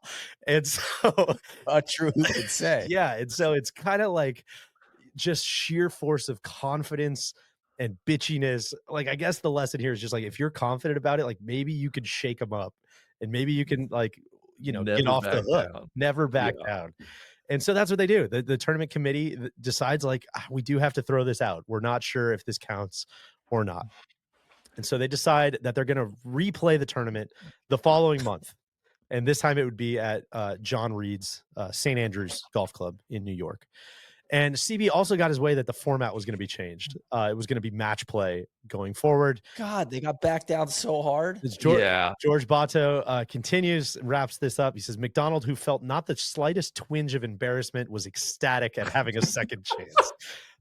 So I mean, you know, good. it's a black eye on Havemeyer. Yeah. I mean, handle your business, sir. Like, this is your club. This is your turf. Yeah, you got to be about this, something. This Chicago dweebola come in and tell you how to run things. That's unbelievable. So the powers that be, the kind of like unofficial, consortium who's putting this tournament together, decides that they're going to do it again a month later, October 1894. The field's gotten stronger. The word is out a little bit. There's players from 8 different clubs that have entered the field, and we're at the 9-hole course at St. Andrews. Very, very short. It's only like 2,300 yards or so, but it's match play. Who cares? It's just about beating your opponent. And that's what McDonald does on day one. He wins his first match, 8-6, ass kicking. He rolls again in the afternoon, 4-3. And so this is just really like a 2-day thing. Like, you play the first 2 matches on day one, and then you play the semifinals and the finals on day 2 if you stay alive. So he was just going to need to win 2 more matches the following day if he was going to win the trophy. But after day 1, he is ready to celebrate. And there's all kinds of times in this story where McDonald's life kind of like intersects and interweaves with some of the most interesting characters of this time period. And one of those people is Stanford White. Are you guys familiar with Stanford White? Ooh, no, but I like this stash. Yeah, tell me more. Randy, can you describe what we're seeing here? And just for the people at home, this is a black and white photo, but he did have bright red hair as well. Yeah, your eye immediately goes to the biggest, most aggressive mustache, a bit unkempt even. Kind of a Yosemite Sam sort of vibe. Yeah, big, flowing, unkempt mustache, and then a weirdly kind of tightly cropped head of hair with just, kind of a sick vibe, honestly. Take that mustache off him, he's just another guy. He's a jag, but yeah, that mustache, man. Well, the piercing eyes too. I mean, he's got a bit of drifter in him. That's drifter's a good word. Very perceptible as well, Neil. Very interesting guy, Stanford White. Not interesting. Not only is meaning great guy. He was a very, very talented architect. Designed a ton of residences for the wealthy elite in Northeast. Got quite wealthy himself in doing so. He designed the Washington Square Arch in New York City. Okay. There you go. A ton of other famous New York buildings that, Neil, I'm sure you would be much more familiar with than I am, but maybe worth a deep dive on your own time. And he also, relevant to our story, designed the clubhouse at Shinnecock Hills, which is often said to be the first purpose-built clubhouse in the United States. First kind of like a clubhouse for the sake of being a clubhouse. So very interesting guy, very interesting body of work. Again, interesting, not always meaning good. Seems like maybe not a great guy. Maybe what the parlance of our times, maybe a sex pest, they would call him. Okay. Potentially just sexually involved with everyone at all times. He would end up getting murdered in New York City at the original Madison Square Garden. Apparently used to have like a rooftop theater. And I think it was like a lovers quarrel, got up on top of Madison Square Garden.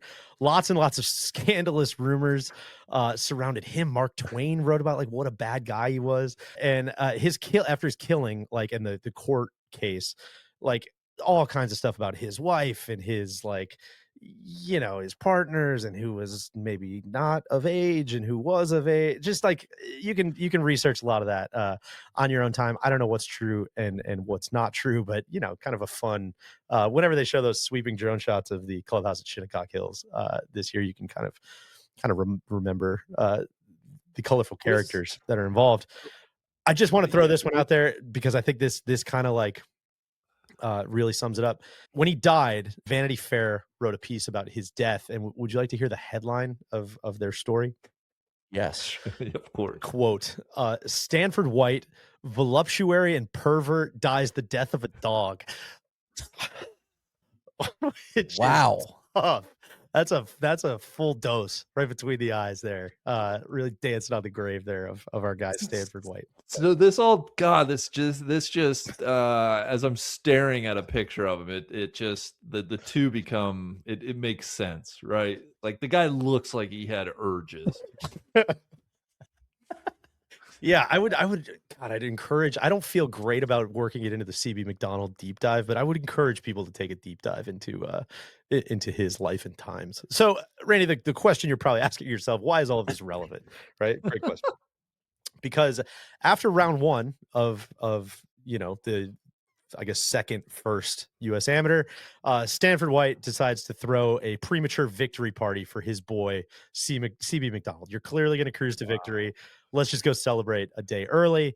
And so they go and they absolutely tie one on and just pretty much black out at with all their other wealthy friends out at the Waldorf in New York. And they stay out till literally 5 o'clock in the morning before this 36-hole day that he's got coming up. And so by the time 5 a.m. hits, CB only has time for an hour of sleep, and then he's supposed to go meet his semifinal opponent for breakfast, which is a nice little custom that's kind of gone away, meeting your opponent for breakfast. And this opponent just happens to be W.G. Lawrence, the guy that beat him by one at Newport a month earlier. Okay. And so he's groggy. He feels like death, from the night before. He pops a couple strychnine pills on the advice of our guy Stanford White. And strychnine you might recognize as the more common name for rat poison.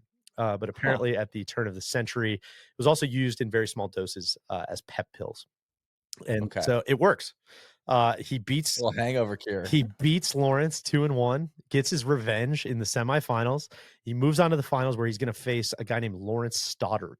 And this was not going to be the pushover that some of those day one matches had been. Stoddard's a real golfer. He's an English transplant, member at Royal Liverpool when he lived over there. And, meanwhile, CB feels like shit. He's hungover. The strychnine's wearing off. He's exhausted. The strychnine's wearing off. He's not ready to go. But Stanford White, again, here's a photo of Stanford White, has another idea for him. He says, quote, this is kind of from the Colin Montgomery Wentworth Custard school of thinking. He insists that during the lunch break, CB McDonald needs to have a full bottle of champagne and a large steak, and that would make the hangover disappear. Truly a wonder that some of these guys lived into their 80s.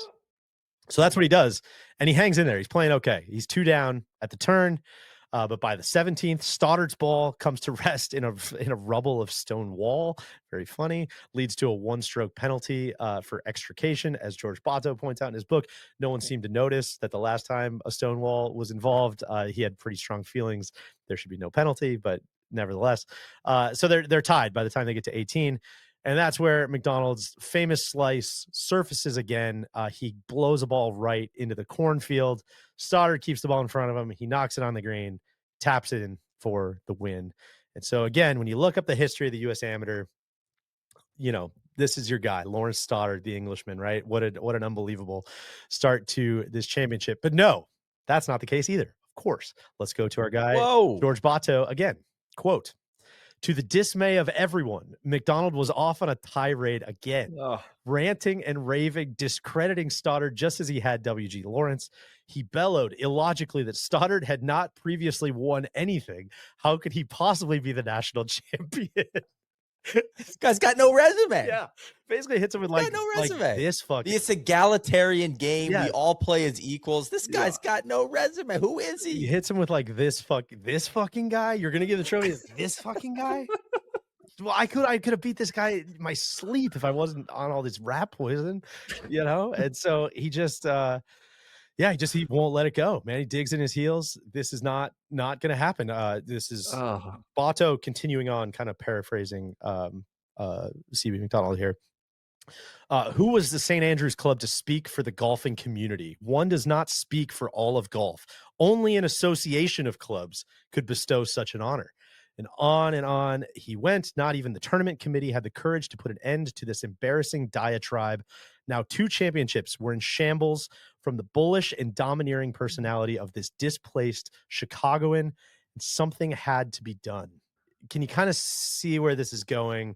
Can you kind of see where I thought we were going to be a celebration of CB, and then I imagine Stanford White's over there pulling from the champagne bottle. Like, get him, pro, get him, pro. Don't let him talk shit to you. You the champ, pro. Lawrence ain't done shit.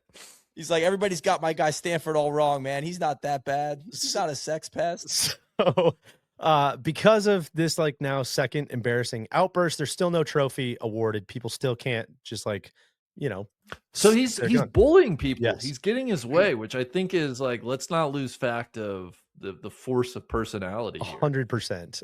But there some cooler heads around the situation could kind of see how this was going to keep playing out. And until there was a unified body, like a unified set of rules, a unified set of operating principles, a unified, group to put on tournaments, there was going to be these types of like arbitrary complaints and this type of like bitching, basically just like all the time. And worse than that, it was going to be that like people were going to keep siding with, the Chicago guys were going to be on the side of the Chicago guys, and the Newport guys were going to ride for the Newport guys. And, you could just kind of start to see how all of this like fracturing we need was a going governing body to happen. That's what CB was saying. That's what he was saying, is like, you guys don't get it. It's not my fault. It's not me not getting it. It's you guys don't get it. We need to have a governing body. And so instead of like just continuing down this road, a group of guys reached out to the members of, you've probably heard this story, the 5 most prominent clubs in the country. CB's part of the Chicago Golf Club contingent. There's Newport, there's Shinnecock, there's St. Andrews, there's, who else am I missing? Brookline. Yeah. And each is asked to send 2 delegates to New York for a December meeting. The hope was going to be establish a governing body. It could be an American counterpart to the RNA in Scotland. And so this meeting took place at the Calumet Club in New York. I don't know if you've ever been there, Neil. December 22nd, 1894.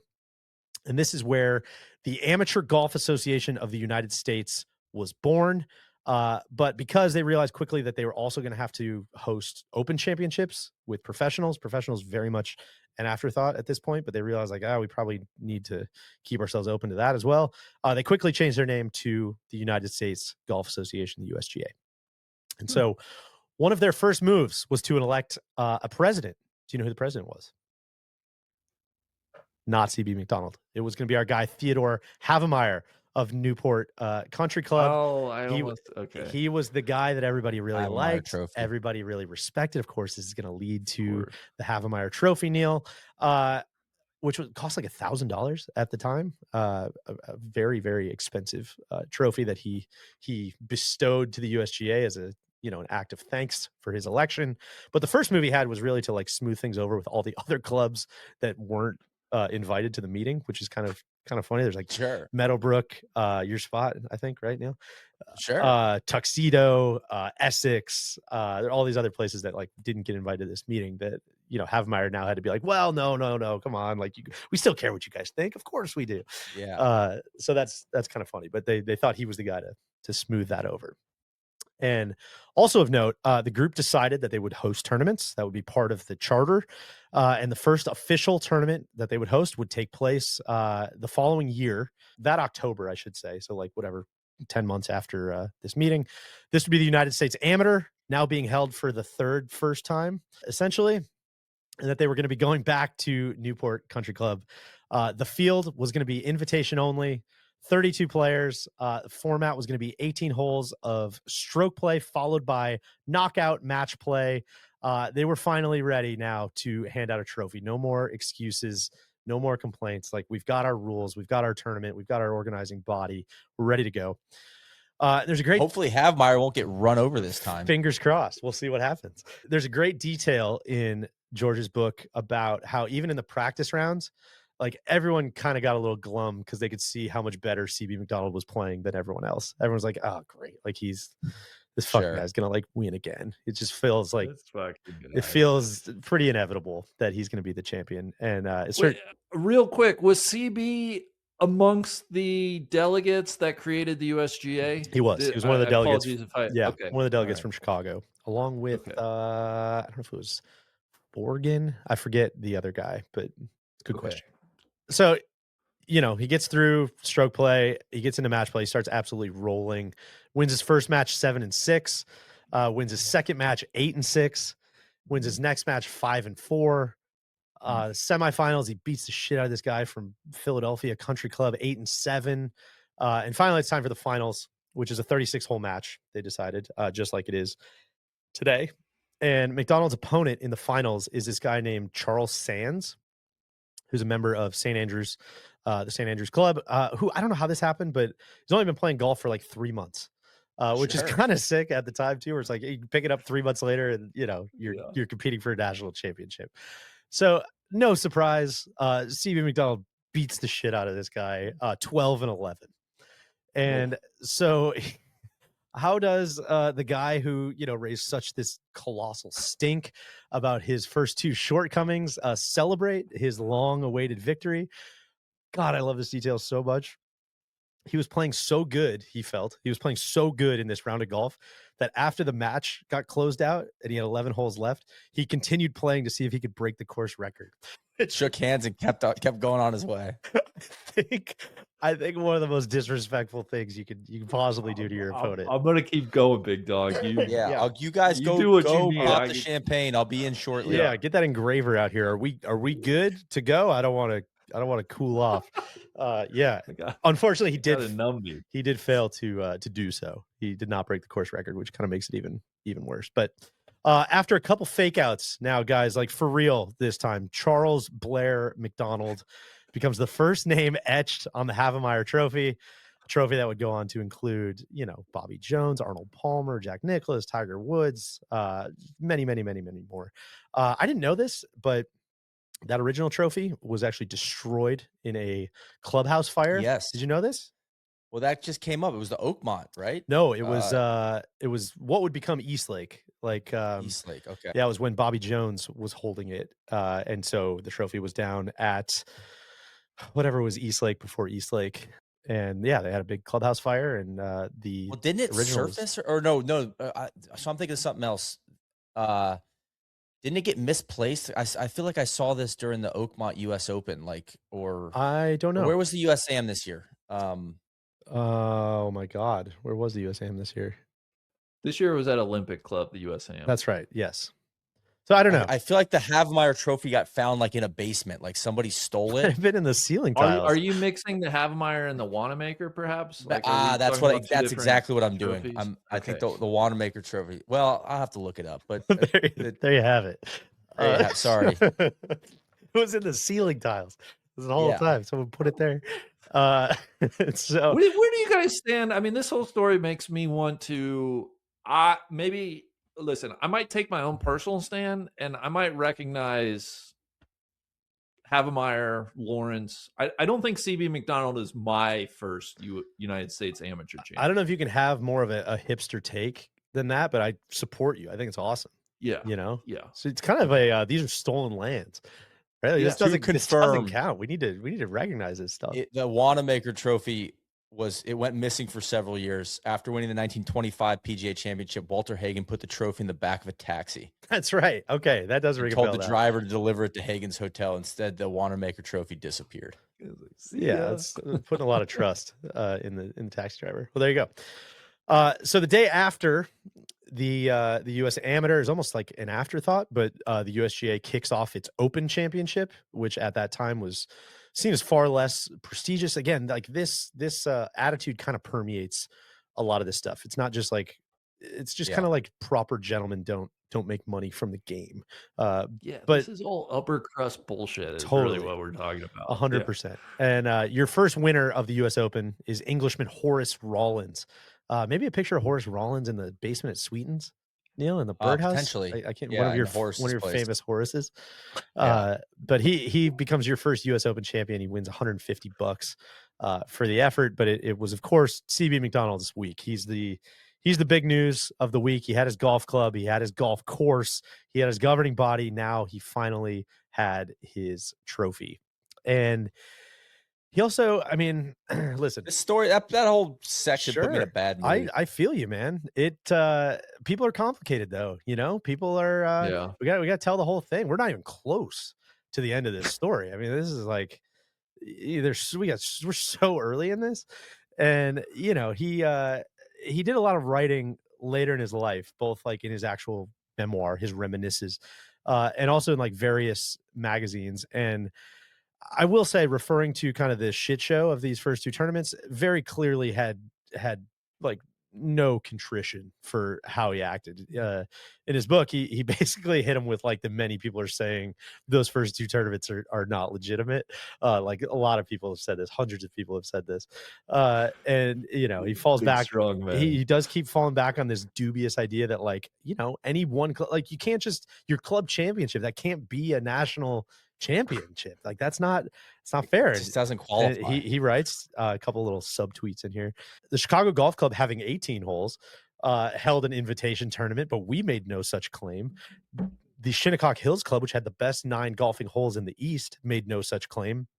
Other clubs probably did the same. Obviously, an association had to be organized. So like a bit of a, you know, we're all looking for the guy who did this sort of situation here. This is like, again, kind of, I mentioned George Bato's book and how it's got some personality in it. And he's definitely a biographer, but he's also not afraid to call some balls and strikes and kind of be like, we all see this, right? And so he concludes, you know, this chapter on the USAM shenanigans with this paragraph, which I absolutely love. It starts with CB McDonald writing about like the true spirit of the game. It's a quote: "In golf, the cardinal rules are arbitrary and not founded on eternal justice. Equity has nothing to do with the game itself. The essence of the game is inequity, as it is in humanity. The conditions cannot be governed by a green committee with the flying divots of the players or the footprints in the bunkers. Take your medicine where you find it and don't cry." And for good measure, George Bato just adds, the sentiment no doubt was aimed at everyone except for himself, which I think sums it up pretty well. So, you know, guys, gross. I was gonna say, CB, he's a bitch. Yeah, he's acting like a bitch right now. It's not good, man. It's not good. Stinks. I agree with you, but I think we're gonna see a little bit of introspection. If you can just stay with me a little bit here, okay? Because I think he might not come out and say like I was acting messed up there, but he does kind of start to take a look at the larger picture a little bit. And so this was all 1895. And that would prove to be his only U.S. amateur victory, despite what a great player he was.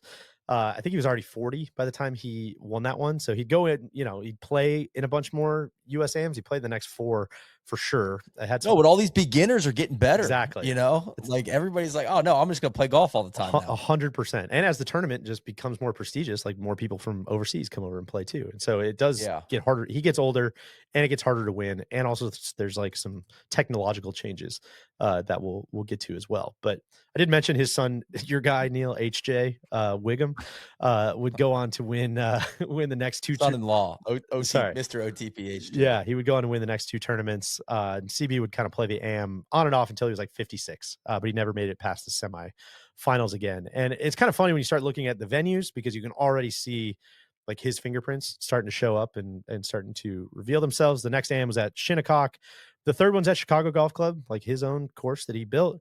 The one in 1899 was at the Onwensia Club, which is what sprung up like eventually from the original golf holes that he laid out in Lake Forest at Senator Farwell's house. Like they kept that course around for a little bit. Those guys started a club. They moved it somewhere else. That became the Onwensia Club. So there's all these little like breadcrumbs or like little seeds that kind of go off to become all kinds of different. Well, and I gotta think, especially in those early days, like becoming a USGA member club. I'm guessing it's like through the clubs. You know, I got a line to CB. He'll get me. I'm sure there had to, you know, yeah. I mean, nobody right? like writes about that stuff, but that stuff had to be a thing.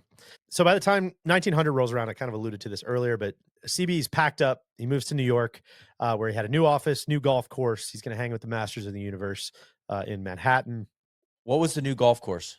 He started playing at a Garden City Golf Club, okay. which is, one of the. Neil's quite familiar with that. Yeah, I'm actually not. Never been, Randy. Never been to either. There's two of them. There's Garden City Country Club and the Garden City Men's Club. The men's club's the one I'm referring to. I haven't been to either of those. So one of the top 100, Randy, though, I'm surprised you haven't.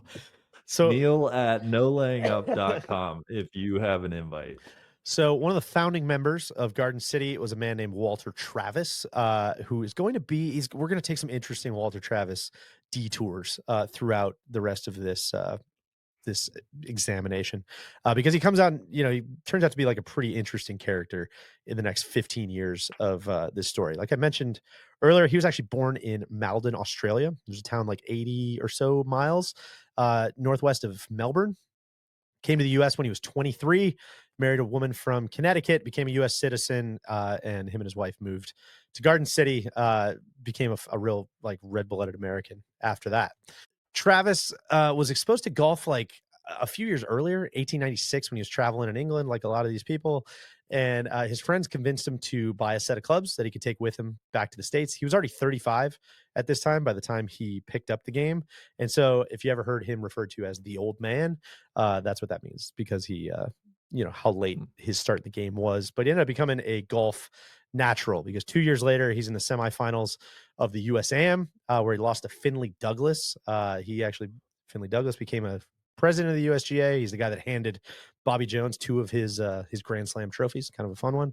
The following year, he made the semis again. And the year after that, in 1900, he won the U.S. Amateur, the first of what would be 3 titles. So obviously this tournament's changed a lot over the years. It's gotten a lot more, maybe not more prestigious, but like more depth, obviously, to it. I think there's only like 4 people that have won it 3 times. I mean, Tiger and Bobby Jones and, I forget who the other one is, but so 1901 and Travis, yeah, and one more.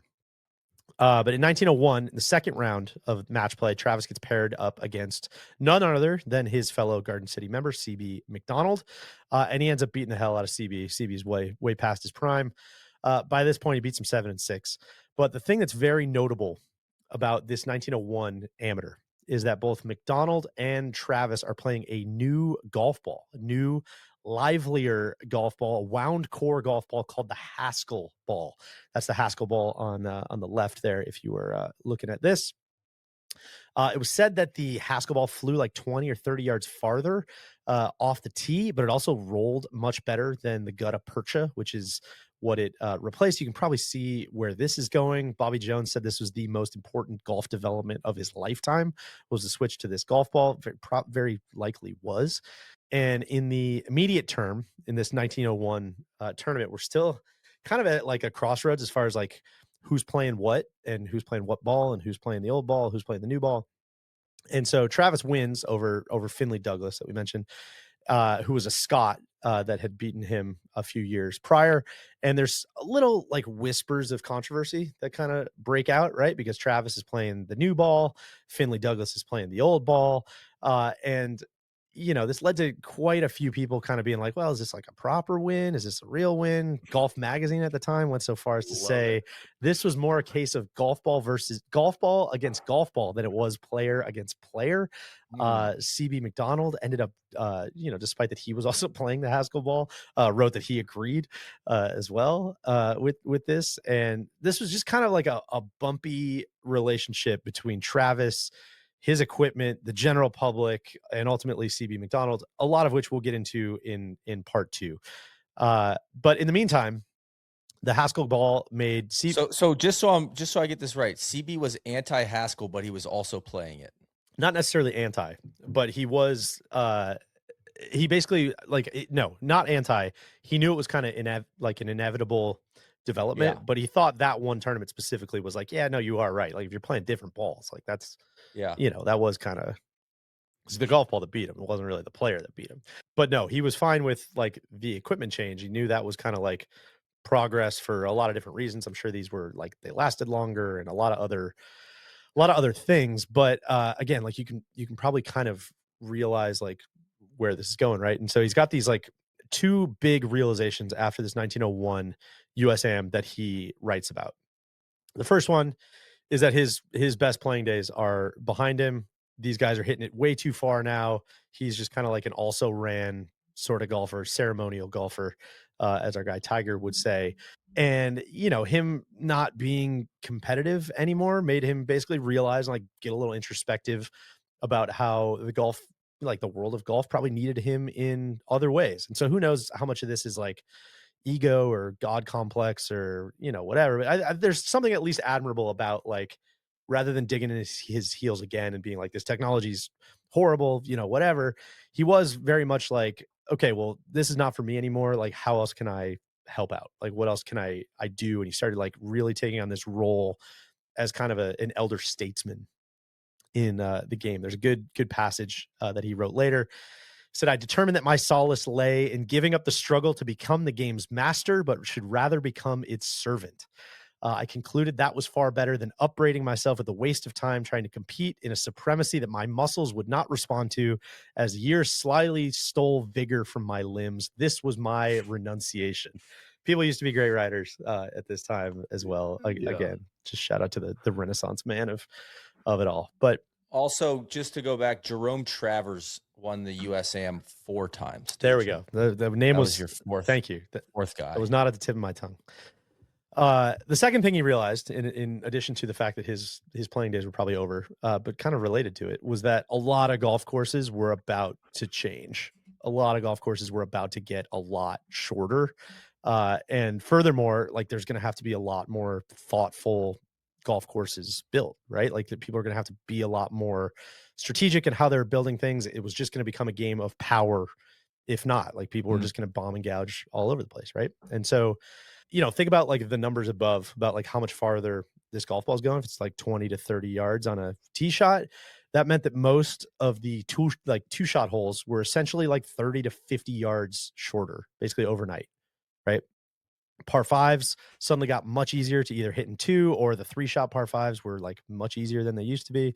And crucially, like the intent of a lot of these holes, like I said, just changed overnight. Like the big example that a lot of people give is the Redan, the 15th hole at North Berwick, which we'll talk a lot more when we get to National. But that hole almost used to play more like a risk reward par 4, depending on the wind. Like there was this idea of par, right? Like it's a par 3 because you should theoretically knock it on the green and have 2 putts, but like that didn't mean par was like guaranteed, right? Like it was a fluid situation. If the wind was hammering in, there was like a lot of people who are like, the only way to play the Redan is like knock it over there to the left, put one up on the green, and make a 3 or a 4 and just don't make a 6. Was basically the idea. And so like this thought with the Redan was like any given day, based on conditions, based on wind, based on your game at the time, based on what your skill set was, like you might need to play it a different way, but you still had to like read the situation and try to make the best score, which is kind of what made it so great, right? It wasn't supposed to be, just like hoist a fucking 7-iron up there and drop it next to the hole. Same with, the road hole and the Alps and a lot of these other great holes that are sprinkled across the UK, all kind of end up feeling pretty similar. And a lot of these holes are on McDonald's mind at this time because he's seen a lot of them based on his travels around the UK, both when he was at school and in other trips. but also because of a very famous article that got posted in Great Britain's Golf Illustrated magazine. Anybody who knows the CB McDonald story knows this part of the story. Hoylake's legendary amateur Horace Hutchinson used to write for Golf Illustrated as well. He ended up becoming a very close advisor and mentor to CB McDonald. And this article that people reference is more of it's more like a prompt. It was like a call out for people to write in, and it was Hutchinson trying to basically solicit opinions from all kinds of different people, pros, amateurs, whoever, like the who's who of golf, about what the best golf holes in the world were, which I think at the time kind of specifically meant like what the most difficult holes in the world were, but also, what were strategic and why and all of these things. And so he wrote, for the purposes of this enquiry, the questions to which we would request the answers of golfers of standing, both amateur and professional, are: 1, what do you consider the best and most difficult one-shot hole? What do you consider the best and most difficult two-shot hole? And 3, what do you consider the best and most difficult three-shot hole? And so Hutchinson and the whole kind of editorial team encouraged respondents to write as much or as little as they wanted in the responses, but he was very specific about one thing. He encouraged people to make sure they knew the difference between subjective and objective criticism. So in other words, don't like trash a hole because you stink at playing it, and don't praise a hole just because you made a birdie there one time. That's just kind of Randy's whole thing. Exactly. It's just what he does on any of our review pods. It's unbelievable. I think that's right.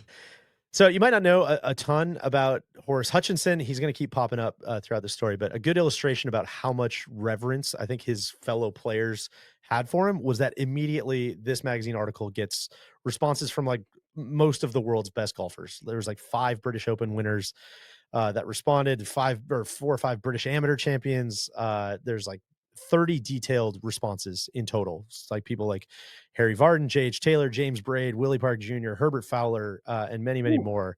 Yeah, I don't have to tell you about some of those names, right? And so the results of the voting's like not going to blow you away, because it's all these holes that now have become, more and more famous over the years, and shorthand for like what the best holes in the world are. The best one-shotter was determined to either be the Redan or the 11th at St. Andrews, the Eden hole. The best par 4 was the Alps, number 17 at Prestwick. And the best three-shotter was a toss-up between numbers 14 and number 17 at St. Andrews. The long and the road, of course, you might be sitting there screaming, the road hole is a par 4. Back then, that wasn't quite so black and white. It was like, had brutal hazards. It was very long. It was kind of considered like a 3-shotter for pretty much everyone except for the longest hitting professional. So like the results weren't going to blow you away.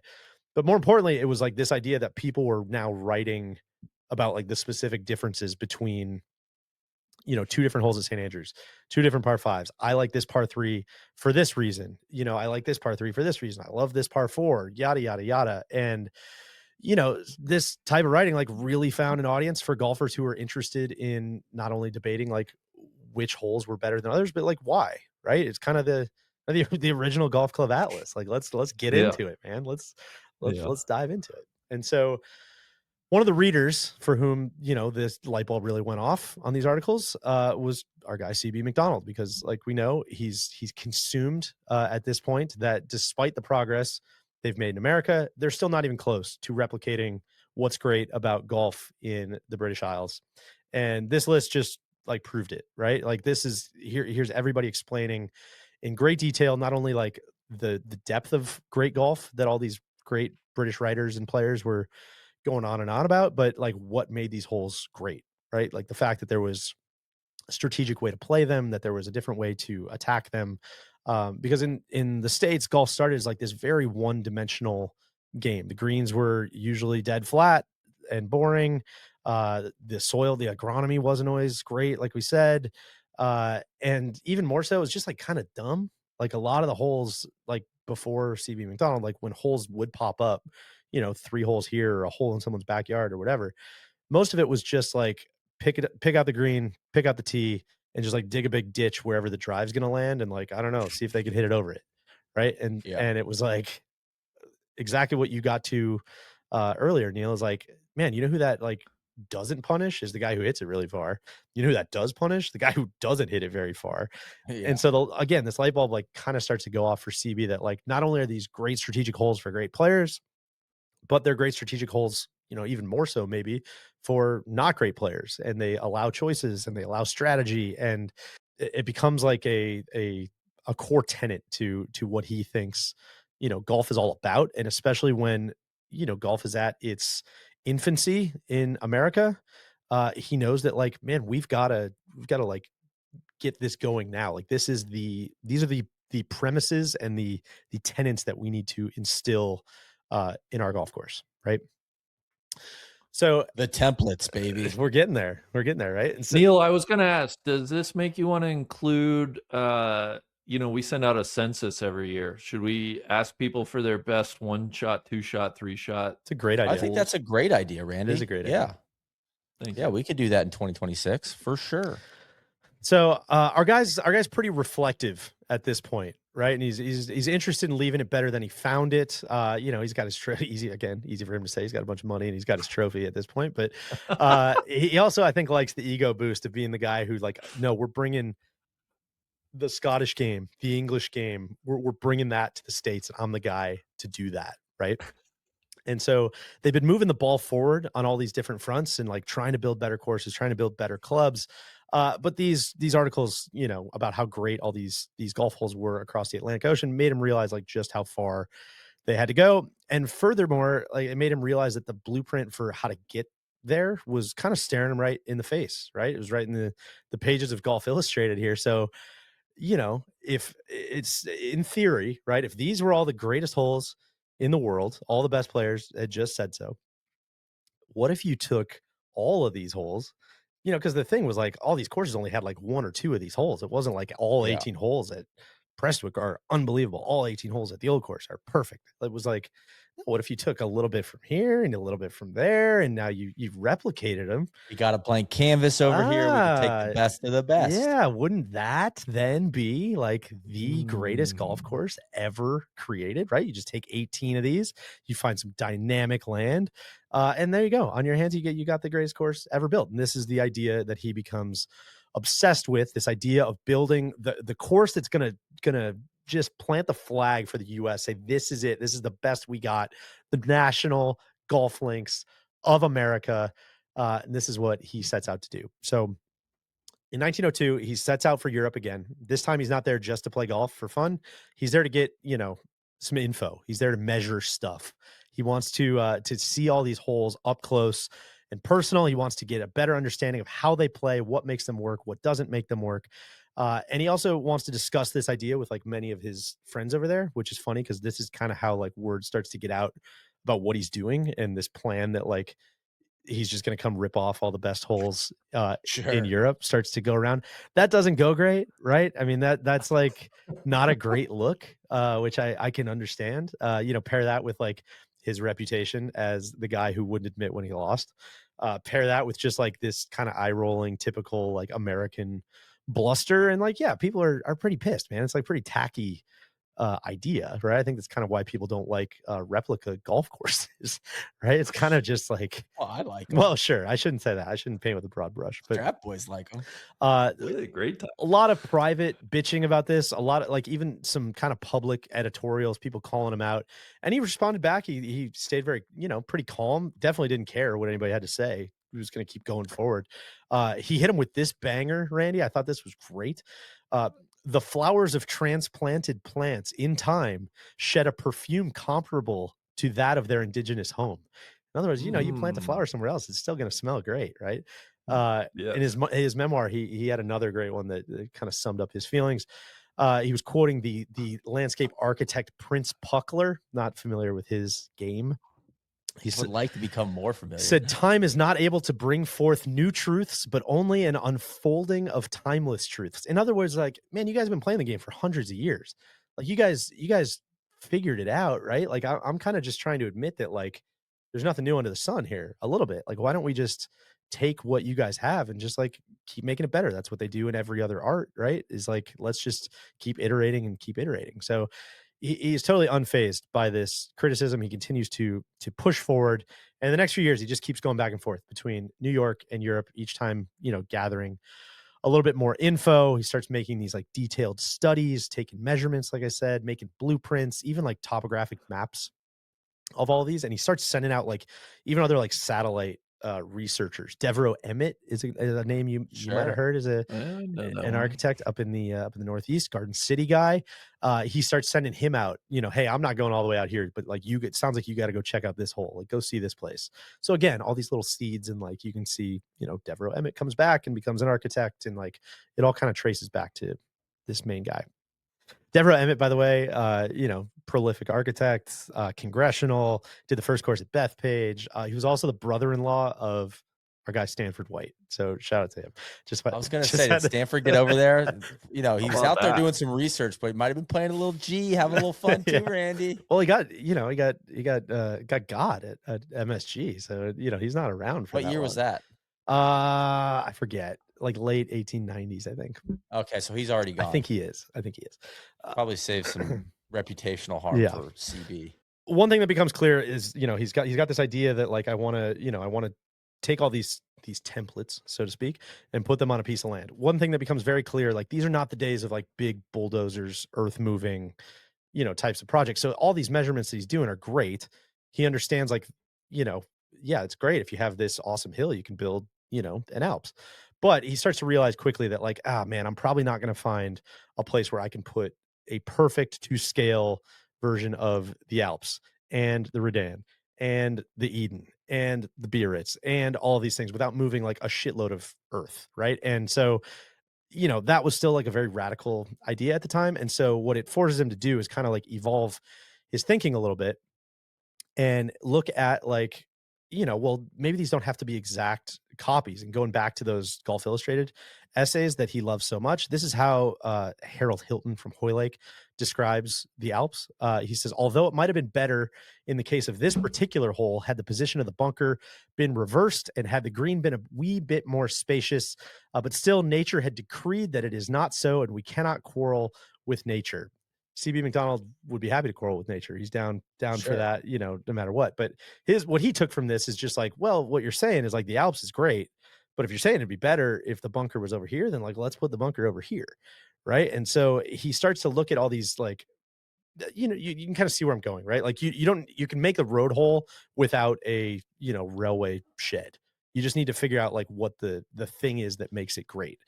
And so he kind of gets off this idea of like, I need to have all of these like to the inch, and he gets much more on like, okay, these are just loose concepts that I need to follow. It's like first principle thinking. Exactly. It's like breaking it down to like, what is the strategic brilliance of this specific hole? Yes. We can still call it that, but it's not exactly the same. And furthermore, he kind of like takes a look at this and is like, well, not only that, but like if we do it that way, now we've got all kinds of stuff open to us where it's like, well, maybe we take a hole has a great tee shot and we use that, and we take another hole that has a great second shot and we pair those two together, and like, oh my God, now it just became 1 + 1 = 3.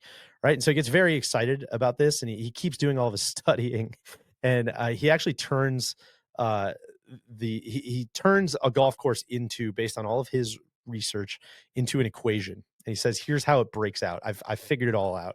I've got the data. 23% of the quality depends on the soil. 22% is depend on the perfection of the undulation and the hillocks.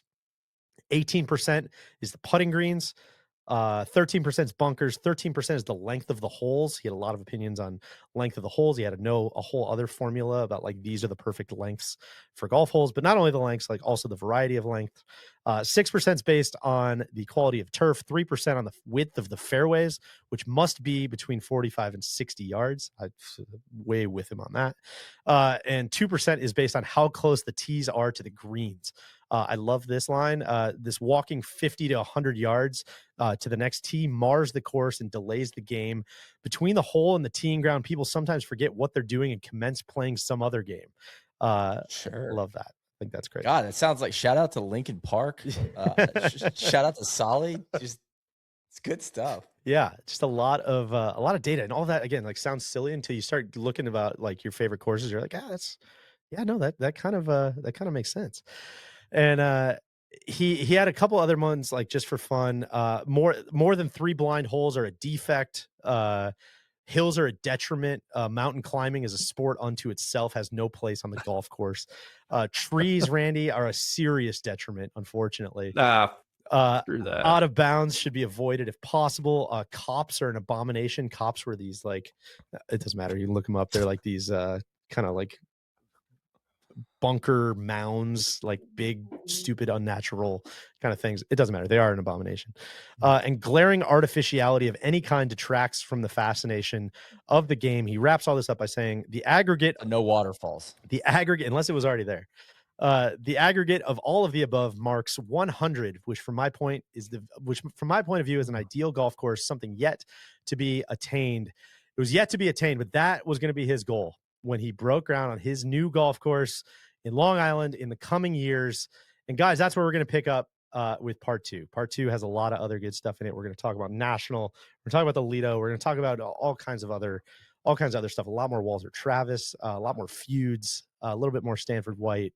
And I look forward to it. I love it. I learned a lot. Yeah. God, hell of a spin. I eagerly anticipate part 2, DJ. Thank you. Well, thank you for listening. Hopefully part 2's out short order, maybe the next day even that you're listening to this. But thank you guys for listening. I look forward to the next part. I can't wait to get back into it. And we will see everybody again soon. Cheers.